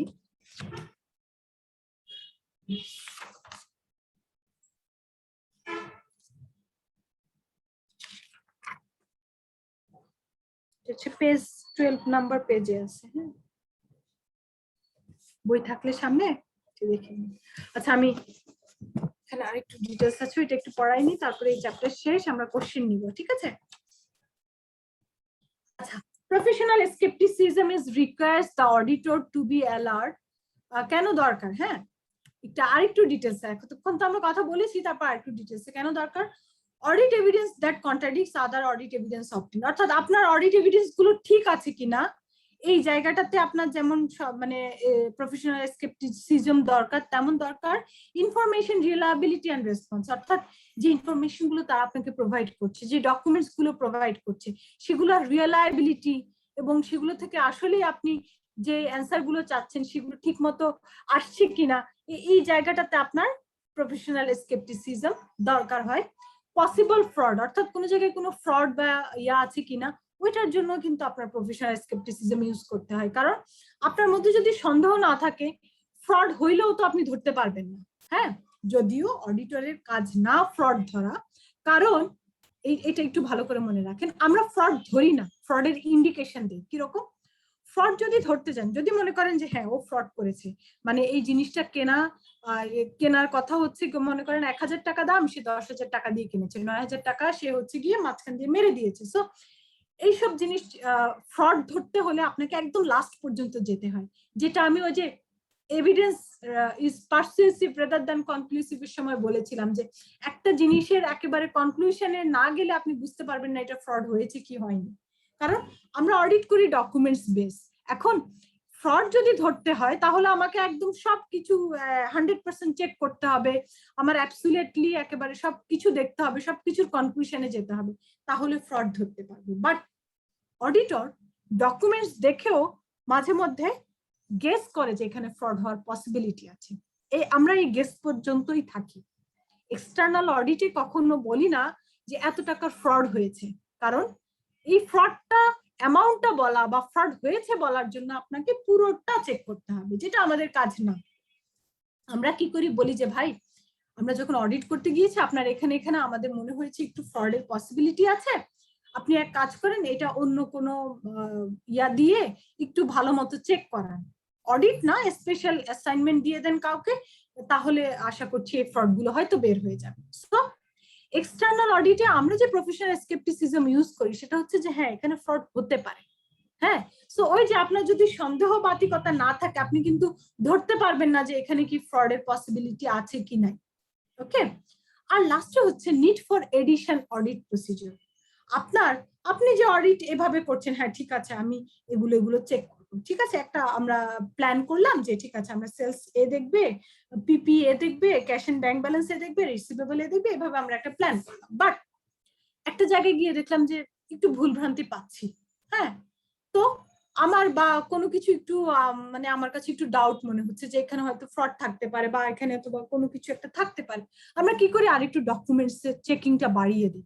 সো এই যে চেকিং বাড়াবো কি বাড়াবো না, বা অন্য কোনো অডিট প্রসিডিউর অ্যাপ্লাই করবো কিনা, এটার জন্য কিন্তু আপনার প্রফেশনাল স্কেপটিসিজমের দরকার হয়। হ্যাঁ, কারণ আপনার যদি ভিতরে সন্দেহ না থাকে বা আপনার যদি একটু কোশ্চেনিং মাইন্ড না থাকে, আপনি অ্যাকচুয়ালি অন্য অডিট প্রসিডিউরে যাবেন কিনা, আর একটু বেশি চেক করবেন কিনা, এই জায়গাগুলো আসবে না। ঠিক আছে, সো এটা ডিটেলসটা আমাদের 12 নাম্বার পেজে আরেকটু আছে, আমি জাস্ট বুলেট একটু ছোট করে আপনাদেরকে নিয়ে এসেছি, বাট ব্যাখ্যা করে দিয়েছি যে কোথায় কোথায় অ্যাকচুয়ালি স্কেপটিসিজমটা ইউজ করতে হয়। ওকে, এবার আসি জাজমেন্ট কোথায় কোথায় ইউজ করতে হয়। যদিও আমি অলরেডি বলে দিয়েছি যে আমরা এই যে এতদিন ধরে আছি আমরা বুঝি যে হ্যাঁ এখানে এখানে চেক করলে তুমি মোটামুটি প্রবলেম গুলো পেয়ে যেতে পারো, বা তুমি এটা করো তোমাকে দিয়ে এটা, মানে আমরা বুঝি যে কাকে দিয়ে কোন জিনিসটা উঠাবো, কাকে কোন কাজটা দিব, বা কতদিনের মধ্যে কাজটা উঠাতে হবে, কিভাবে উঠাতে হবে, প্ল্যান প্রোগ্রাম, এগুলো সবকিছুই কিন্তু অ্যাকচুয়ালি জাজমেন্টের ইস্যু। সো তারপর আমরা আরেকটু দেখি professional judgement is required in the following area. কোন কোন এরিয়াতে জাজমেন্টের দরকার হয়? Materiality and audit risk. Materiality আমি পড়াবো, এটা নিয়ে ডিটেলস এখন না বলি, এটা চ্যাপ্টার 3 তে পড়াবো। অর্থাৎ আমরা একটু ছোট করে বলি, ম্যাটেরিয়ালিটি মানে হচ্ছে গিয়ে কোন ফিগারটা আসলে চেক করব বা কতটুকু চেক করব, এটা কিন্তু জাজমেন্টের বিষয়। কোথাও কি কোনো জায়গায় কি বলা আছে এই তুমি এত টাকার ফিগার পর্যন্ত দেখবা, বা 50,000-এর উপরের ফিগার গুলো চেক করবা, বা এর নিচের গুলো চেক করবা না, বা এগুলো দেখবা, কোথাও কি বলা আছে?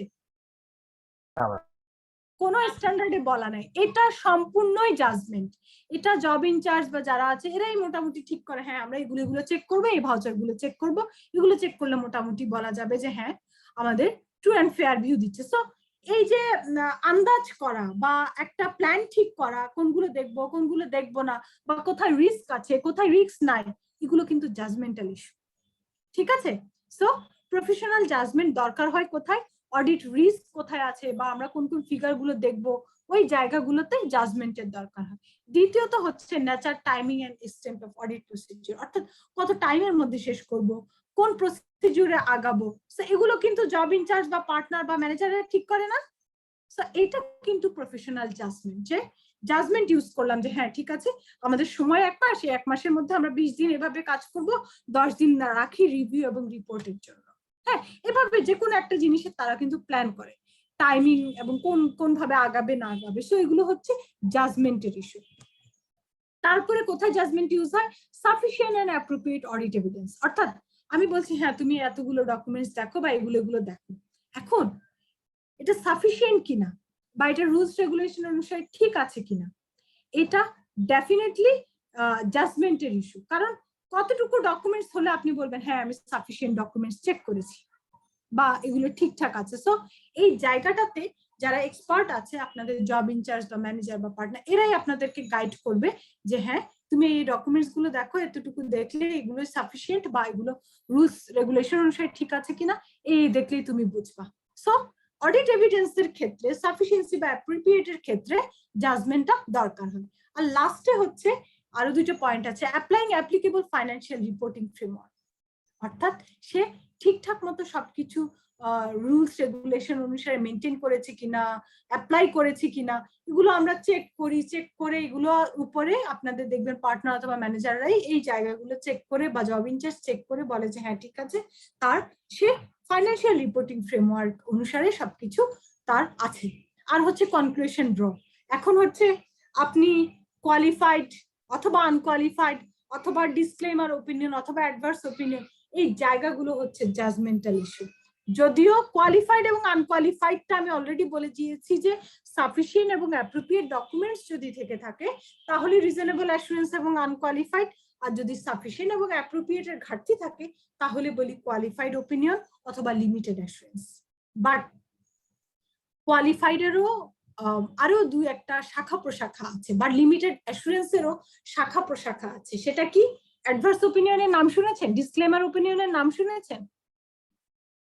বুঝছি ম্যাম, কিন্তু বিষয় জানি না। আচ্ছা, সেটা আমি চ্যাপ্টার 4 এ ডিসকাস করব। সো কোয়ালিফাইড আনকোয়ালিফাইড এর সমস্যা নাই, বাট কোয়ালিফাইড এর ওই জায়গা বা লিমিটেড অ্যাসুরেন্সের আরো ভাগ আছে। আপনি কি কোয়ালিফাইড ওপিনিয়ন দিবেন না ডিসক্লেমার না অ্যাডভার্স, এই জায়গাটাতে জাজমেন্ট ইউজ করতে হয়। ঠিক আছে? সো এইখানে ম্যাটেরিয়ালিটি বলেন বা কনক্লুশন ড্র বলেন, এই জায়গাগুলো বুঝবেন আরো ভালোভাবে যদি আমরা চ্যাপ্টার 4টা বা 3টা যখন শেষ করব তখন। ঠিক আছে? সো এইটুকু আপাতত আপনাদের কাছে হয়তো বা একটু আনক্লিয়ার মনে হতে পারে, বাট যখন আমরা চ্যাপ্টার 3 তে ম্যাটেরিয়ালিটি ক্লিয়ার করব, রিস্ক ক্লিয়ার করব, চ্যাপ্টার 4 এ যখন রিপোর্টিংটা ক্লিয়ার করব, তখন আমরা আরেকবার প্রফেশনাল জাজমেন্টের এই জায়গায় ব্যাক করব। তখন আপনাদের কাছে এগুলো ক্লিয়ার মনে হবে। এখন হয়তো বা একটুখানি সে কি মনে হচ্ছে, হ্যাঁ একটু কঠিন মনে হচ্ছে আপনাদের কাছে। ঠিক আছে? সো এইটুকু যদি না বুঝেন আপাতত রাখেন, আমরা ওই চ্যাপ্টার গুলোর পরে আবার এখানে ব্যাক করব। বাকি স্কেপটিসিজম মনে হয় বোঝার কথা বা বুঝতে পেরেছেন? জি ম্যাম, বুঝছি। ওকে, এই ছিল মোটামুটি আমার চ্যাপ্টার 1। যদি কোনো কোশ্চেন থাকে আপনারা করতে পারেন, আমি অ্যানসার দিব। আপনাদের সামনে বই আছে, দরকার হলে বই আরেকটু দেখতে পারেন, সেখান থেকেও যদি আপনাদের কোনো কোশ্চেন থাকে। এবং আই এম শিওর যে আমি মোটামুটি সব টপিকই কভার করেছি।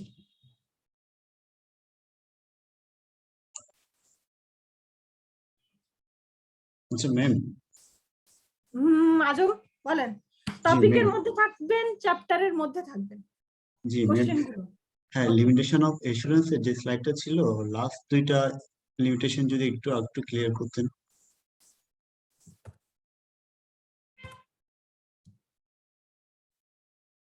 আচ্ছা, লাস্ট দুটো, ফার্স্ট লাস্টের থেকে 2 নাম্বারটা হচ্ছে এস্টিমেশন এন্ড দেয়ারফর আনসার্টেইনিটি। অপ্রয়োজনীয় কিছু থাকলে মিউট করে রাখেন। হ্যাঁ, আচ্ছা, এস্টিমেশন যেটা বলেছিলাম যে এস্টিমেটেড ফিগার আমরা ইউজ করি, ওই যে যেটা বললাম প্রভিশনিং ফিগার, বা একটা উদাহরণ দিয়ে বলেছিলাম ইলেকট্রিসিটির বিল। সো এ ধরনের কিছু এস্টিমেটেড ফিগার যদি ফাইন্যান্সিয়াল স্টেটমেন্টে থাকে, এবং অবশ্যই থাকে, আপনি দেখবেন কোনো ফাইন্যান্সিয়াল স্টেটমেন্ট এ ধরনের প্রভিশনিং ফিগার ছাড়া কিন্তু নাই। সো যেখানে এস্টিমেটেড ফিগার ইউজ করে সেখানে অ্যাবসলিউট অ্যাসুরেন্স দেয়া পসিবল হয় না। ঠিক আছে? জি ম্যাম। আর একদম লাস্টেরটা বলেছি যে অডিটরস রিপোর্টেই বলা আছে রিজনেবল অ্যাসুরেন্স দেয়া। আমি অডিটরস রিপোর্টটা আপনাদেরকে একটু শেয়ার করে দিব, বা দরকার হলে নেক্সট ক্লাসে একটু ব্যাখ্যাও করে দিব। আচ্ছা, কে কথা বলছেন? হোস্ট বা কো-হোস্ট কেউ থাকলে একটু মিউট করে দেন। কোশ্চেন ছাড়া মিউট করেন না, হ্যাঁ, নয়েজ হয়। সো লাস্টেরটা যেটা বলছিলাম, অডিটরস রিপোর্টেই বলা আছে রিজনেবল অ্যাসুরেন্স। সো যেখানে রিজনেবল অ্যাসুরেন্স অডিটরস রিপোর্টেই বলা থাকে, সেখানে অ্যাবসলিউট অ্যাসুরেন্স দেয়া আসলে অডিটরের পক্ষে পসিবল না, বা আসলে অ্যাবসলিউট অ্যাসুরেন্স দেওয়ার কথা স্ট্যান্ডার্ডেও বলা নেই অডিটিং স্ট্যান্ডার্ডে। এজন্য আমরা, এটা একটা লিমিটেশন অডিটের। আচ্ছা, আমি অডিটরস রিপোর্টটা আমার সামনে খোলা আছে, আমি জাস্ট ওই জায়গাটি একটু আপাতত একটু দেখাই, পরে আপনাদেরকে শেয়ার করে দিচ্ছি রিপোর্টটা।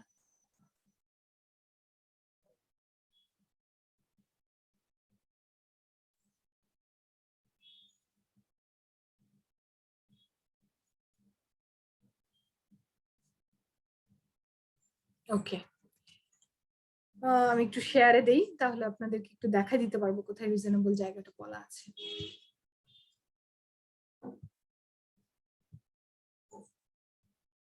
আচ্ছা, আমি একটু প্রথম দেখা যাচ্ছে অডিটরস রিপোর্টটা? জি ম্যাম। এটা হচ্ছে একটা অডিটরস রিপোর্ট একটা ব্যাংকের। আমি একটু যাচ্ছি, এখানে ফার্স্টেই হচ্ছে independent auditors report to the shareholder, অর্থাৎ যারা আমাদেরকে অ্যাপয়েন্ট করেছে বা যাদেরকে আসলে রিপোর্ট করতে হয় তাদেরকে অ্যাড্রেস করতে হয়। এখানে লেখা আছে কি, report on the audit of the financial statement. প্রথমেই ওপিনিয়নটা থাকে, হ্যাঁ, যে আমরা কি ওপিনিয়ন দিচ্ছি, এটা কি ট্রু অ্যান্ড, যে দেখেন আমি একটু কার্সর রাখার চেষ্টা করছি, ট্রু অ্যান্ড ফেয়ার ভিউ দিচ্ছে কিনা এই জায়গায় লেখা থাকে, ঠিক আছে। So true and fair view যদি হয় সেটা আনকোয়ালিফাইড ওপিনিয়ন, এই যে বেসিস ফর ওপিনিয়ন, যে সবকিছু সব ক্রাইটেরিয়া ফুলফিল আপ হয়েছে কিনা। কি অডিট ম্যাটার্সটা হচ্ছে লিস্টেড কোম্পানির ক্ষেত্রে দিতে হয়, এগুলো আমি সব ব্যাখ্যা করে দিব চ্যাপ্টার 4 এ। আমি জাস্ট একটু রিজনেবল জায়গাটা দেখার জন্য এটা খুলেছি।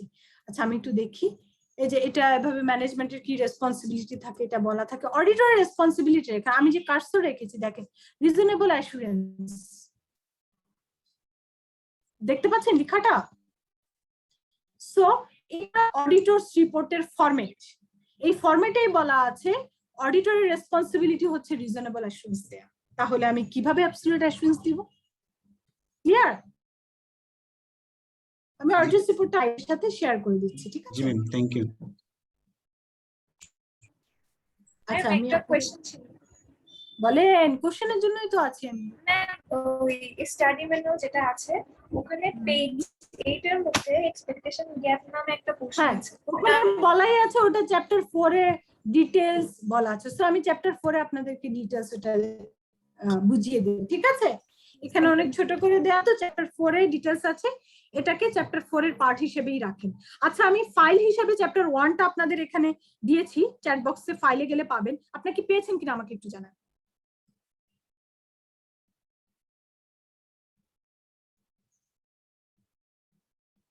জি ম্যাম, আসছে। ওকে, ওনারা যদি না পেয়ে থাকেন আপনাদের হোয়াটসঅ্যাপ গ্রুপে যে পেয়েছেন তারা শেয়ার করে দিন, হ্যাঁ।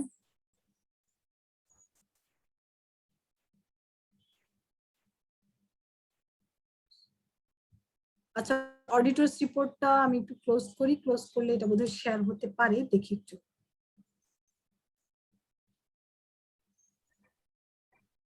কোশ্চেন করেন, কোশ্চেন করেন, আমি তো কাজ করছি, মাঝখানে আপনাদের কোশ্চেনের অ্যান্সার দিব।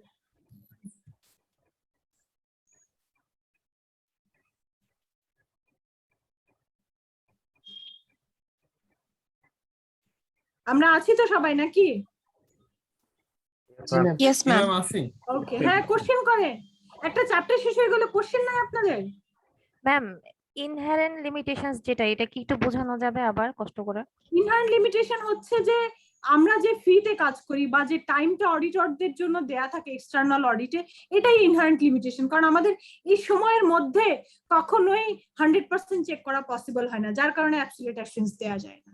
এটাই বোঝানো হয়েছে যে আমাদের ফিটাও লিমিটেটেড, মানে একটা লিমিটেশন আছে আমাদের, প্লাস টাইমটাও একটা লিমিটেশন, কারণ নির্দিষ্ট একটা টাইম থাকে অডিট শেষ করার জন্য। সো ওই টাইমে কখনোই 100% চেক করা পসিবলও হয় না, আর সেজন্যই অ্যাবসলিউট অ্যাসুরেন্স দেয়া যায় না, ঠিক আছে। অডিটরস রিপোর্টটা পাঠিয়েছি, পেয়েছেন কিনা একটু দেখেন। Yes ma'am. ওকে, সো আমার দায়মুক্ত হলাম আর কি জিনিসগুলো দিয়ে, বাসায় একটু পড়েন, ঠিক আছে। শুধু দায়মুক্তি আমার থেকে না, আপনাদেরও এটাকে রিভিউ দেওয়ার দায়িত্ব আছে, সে জায়গা থেকে আপনারা বাসায় আজকে পড়বেন। প্রথম দিন 1.5 ঘন্টা বকবক করলাম, কি বকবক করলাম যদি মাথায় ঢোকে, তাহলে ডেফিনেটলি আজকে বাসায় এগুলো একটু রিভিউ দিবেন। রিভিউ দিয়ে তারপরে যদি কোশ্চেন থাকে নেক্সট ক্লাসে প্রথম 5 মিনিট মানে অন্যরা মানে পুরোপুরি একটা কোরাম পূর্ণ হওয়ার আগ পর্যন্ত আমি কোশ্চেন নিব। আপনারা ঠিক 7টায় ঢুকে চ্যাট বক্সে কোশ্চেন যদি থাকে চ্যাপ্টার 1 এর আপনারা কোশ্চেন গুলো লিখে ফেলবেন, আমাকে কোশ্চেন গুলো করবেন, আমি ওই চ্যাট বক্স দেখে প্রথম 5-7 মিনিট অ্যান্সার দিব, দেন আমি চ্যাপ্টার 2 তে ঢুকবো। ওকে ওকে ক্লিয়ার? ঠিক 7টায় ঢুকবেন। যাদের অ্যাকচুয়ালি আগ্রহ মানে কোশ্চেন করার বা কোশ্চেন আছে বা আগ্রহ আছে বা ঠিক মতো ক্লাস করার আগ্রহ আছে, ঠিক 7টায় ঢুকে চ্যাট বক্সে কোশ্চেন করতে থাকবেন। আমি প্রথম 5-7 মিনিট কোশ্চেন অ্যান্সার দিব, তারপর মোটামুটি কোরাম পূর্ণ হওয়ার পরে মানে করেন 80 বা 80+ আসার পরে আমি ক্লাসটা শুরু করে দেব। ক্লিয়ার? ওকে ম্যাম স্লাইডটা কাইন্ডলি ইমেল করে দিলে ভালো। পাননি? ম্যাম আমাদের গ্রুপে শেয়ার করে দিব আমি। পাইনি। পেয়েছি ম্যাম। আচ্ছা আমি ফাইল এখানে শেয়ার করেছি, ওই যে আপনাদের হোয়াটসঅ্যাপ যারা পেয়েছেন ম্যাক্সিমাম পাওয়ার কথা এটা। আচ্ছা যদি নাও পান ওই যে যারা পেয়েছে ওরা আপনাদেরকে হোয়াটসঅ্যাপে শেয়ার করে দিবে। ক্যাপ্টেন যারা আছেন সাদিকুল, দিদারুল, আপনারা তো পেয়েছেন মনে হয় না? ইয়েস ম্যাম পেয়েছি। ওকে আপনারা একটু শেয়ার করে দিন, ঠিক আছে? আর কোশ্চেন করেন, দেখেন মানে কোশ্চেন না করা মানে হয় আমি যা পড়িয়েছি সবকিছু বুঝেছেন অথবা কিছুই বুঝেন নাই। এখন আমি কোনটা ধরে নিব? বুঝেছি ম্যাম আমার একটা কনফিডেন্ট কোশ্চেন ছিল। কনফিডেন্ট? আচ্ছা আগে যারা বুঝেছে তাদের বলি যে আপনার কনফিডেন্ট যে আপনার ক্লাসটা বুঝেছেন বা আমি বুঝাতে পেরেছি? জি ম্যাম। ম্যাম জি ম্যাম। কোশ্চেন করেন। ম্যাম আমার কোশ্চেনটা অ্যাকচুয়ালি ক্লাস ওয়াইজ না, কারণ ক্লাসে সবকিছু আপনি যেভাবে বুঝিয়েছেন অনেক ভালোভাবে বুঝতে পেরেছি। ম্যাম কোশ্চেনটা ছিল হচ্ছে মানে যারা এপ্রিলে এক্সামের জন্য করেছিল, রেজিস্ট্রেশন করেছিল, ওদের এক্সামটা তো এখনো হয়নি, তো ওদের যে ট্যাক্স এক্সামটা হবে ওইটা কি 2021 এর নেক্সটে যে ফাইনান্সিয়াল একটা আসছে ওইটা ওয়াইজ হবে নাকি আগেরটা অনুযায়ী ওরা এক্সামে অ্যাটেন্ড করবে? যেহেতু ডিলে হয়ে গিয়েছে নতুন জিনিসগুলো থেকে কোশ্চেন আসতেই পারে। Thank you ma'am. ডেফিনেটলি, কারণ এই চান্সটা কোশ্চেন যে করবে সে মিস করার কথা না। জি ম্যাম আমার এক সিনিয়র জিজ্ঞেস করেছিল লকডাউনে বাসায় বসে অ্যাকচুয়ালি কি করছেন সেটা দেখতে হবে না। জি ম্যাম করার কথা, কারণ কোশ্চেন তো আগে যা করেছে সেগুলো কিন্তু বাদ, নতুন করে আবার কোশ্চেন করাবে আইসিবি, যেহেতু এক্সামের টাইম পিছিয়েছে। হ্যাঁ আগের কোশ্চেন আউট হয়ে যেতে পারে সেই পসিবিলিটি রাখবে না তারা। নতুন কোশ্চেন করলে যে করবে সে ডেফিনেটলি কিছু কোশ্চেনের নতুনটা থেকে দিয়ে দিবে, পসিবিলিটি আছে। ওকে ঠিক আছে ম্যাম। ওকে আর কারো কোনো কোশ্চেন? আমরা কিন্তু ক্লাসের টাইম শেষ। ম্যাম আমার একটা কোশ্চেন ছিল। হ্যাঁ আফসুর, আফসুরের কোশ্চেনটা আমি লাস্ট নিচ্ছি, তারপর আমি বলছি নেক্সট ক্লাসে ফার্স্টেই কিন্তু আমি তারপরও কোশ্চেন নিব আপনাদের, তারপরও কোনো কোশ্চেন থাকলে ওই সময় করে নেবেন, ঠিক আছে? চ্যাপ্টার 1 নিয়ে আফসুর বলেন। ম্যাম আমার এক সিনিয়র আমাকে কোশ্চেন করেছিল যে যারা এপ্রিল মেতে অ্যাপ্লিকেশন করছে কিন্তু তারা পরীক্ষা তো দিতে পারে না ম্যাম, এখন যে পরীক্ষা হবে সেপ্টেম্বরে ওই পরীক্ষা কি তারা অ্যাটেন্ড করতে পারবে ওই ফি দিয়ে বা ওই হ্যাঁ ডেফিনেটলি। আপনি একবার রেজিস্ট্রেশন করেছেন বা ফর্ম ফিল আপ করেছেন ওটা কিন্তু এক্সিস্ট আছে, যতক্ষণ না পর্যন্ত আইসিবি আপনার এক্সাম নিবে তাদের তো টাকাটা হালাল হবে না। সো একটা এক্সাম শেষ হওয়ার পরে আসলে পরবর্তীতে আবার নতুন করে পরীক্ষা হলে নতুন করে ফর্ম ফিল আপ, বাট একবার যদি ফর্ম ফিল আপ করেন ওইটাই আপনি সেপ্টেম্বর পর্যন্ত বা নেক্সট যখনই এক্সাম হবে ওইটাই আপনার অ্যাপ্লিকেবল, ওই ফর্ম ফিল আপের ইয়াটা, ঠিক আছে? ইয়েস ম্যাম, কিন্তু সেই ক্ষেত্রে ওকে আমি আজকের জন্য একটু ক্লোজ করে দেই।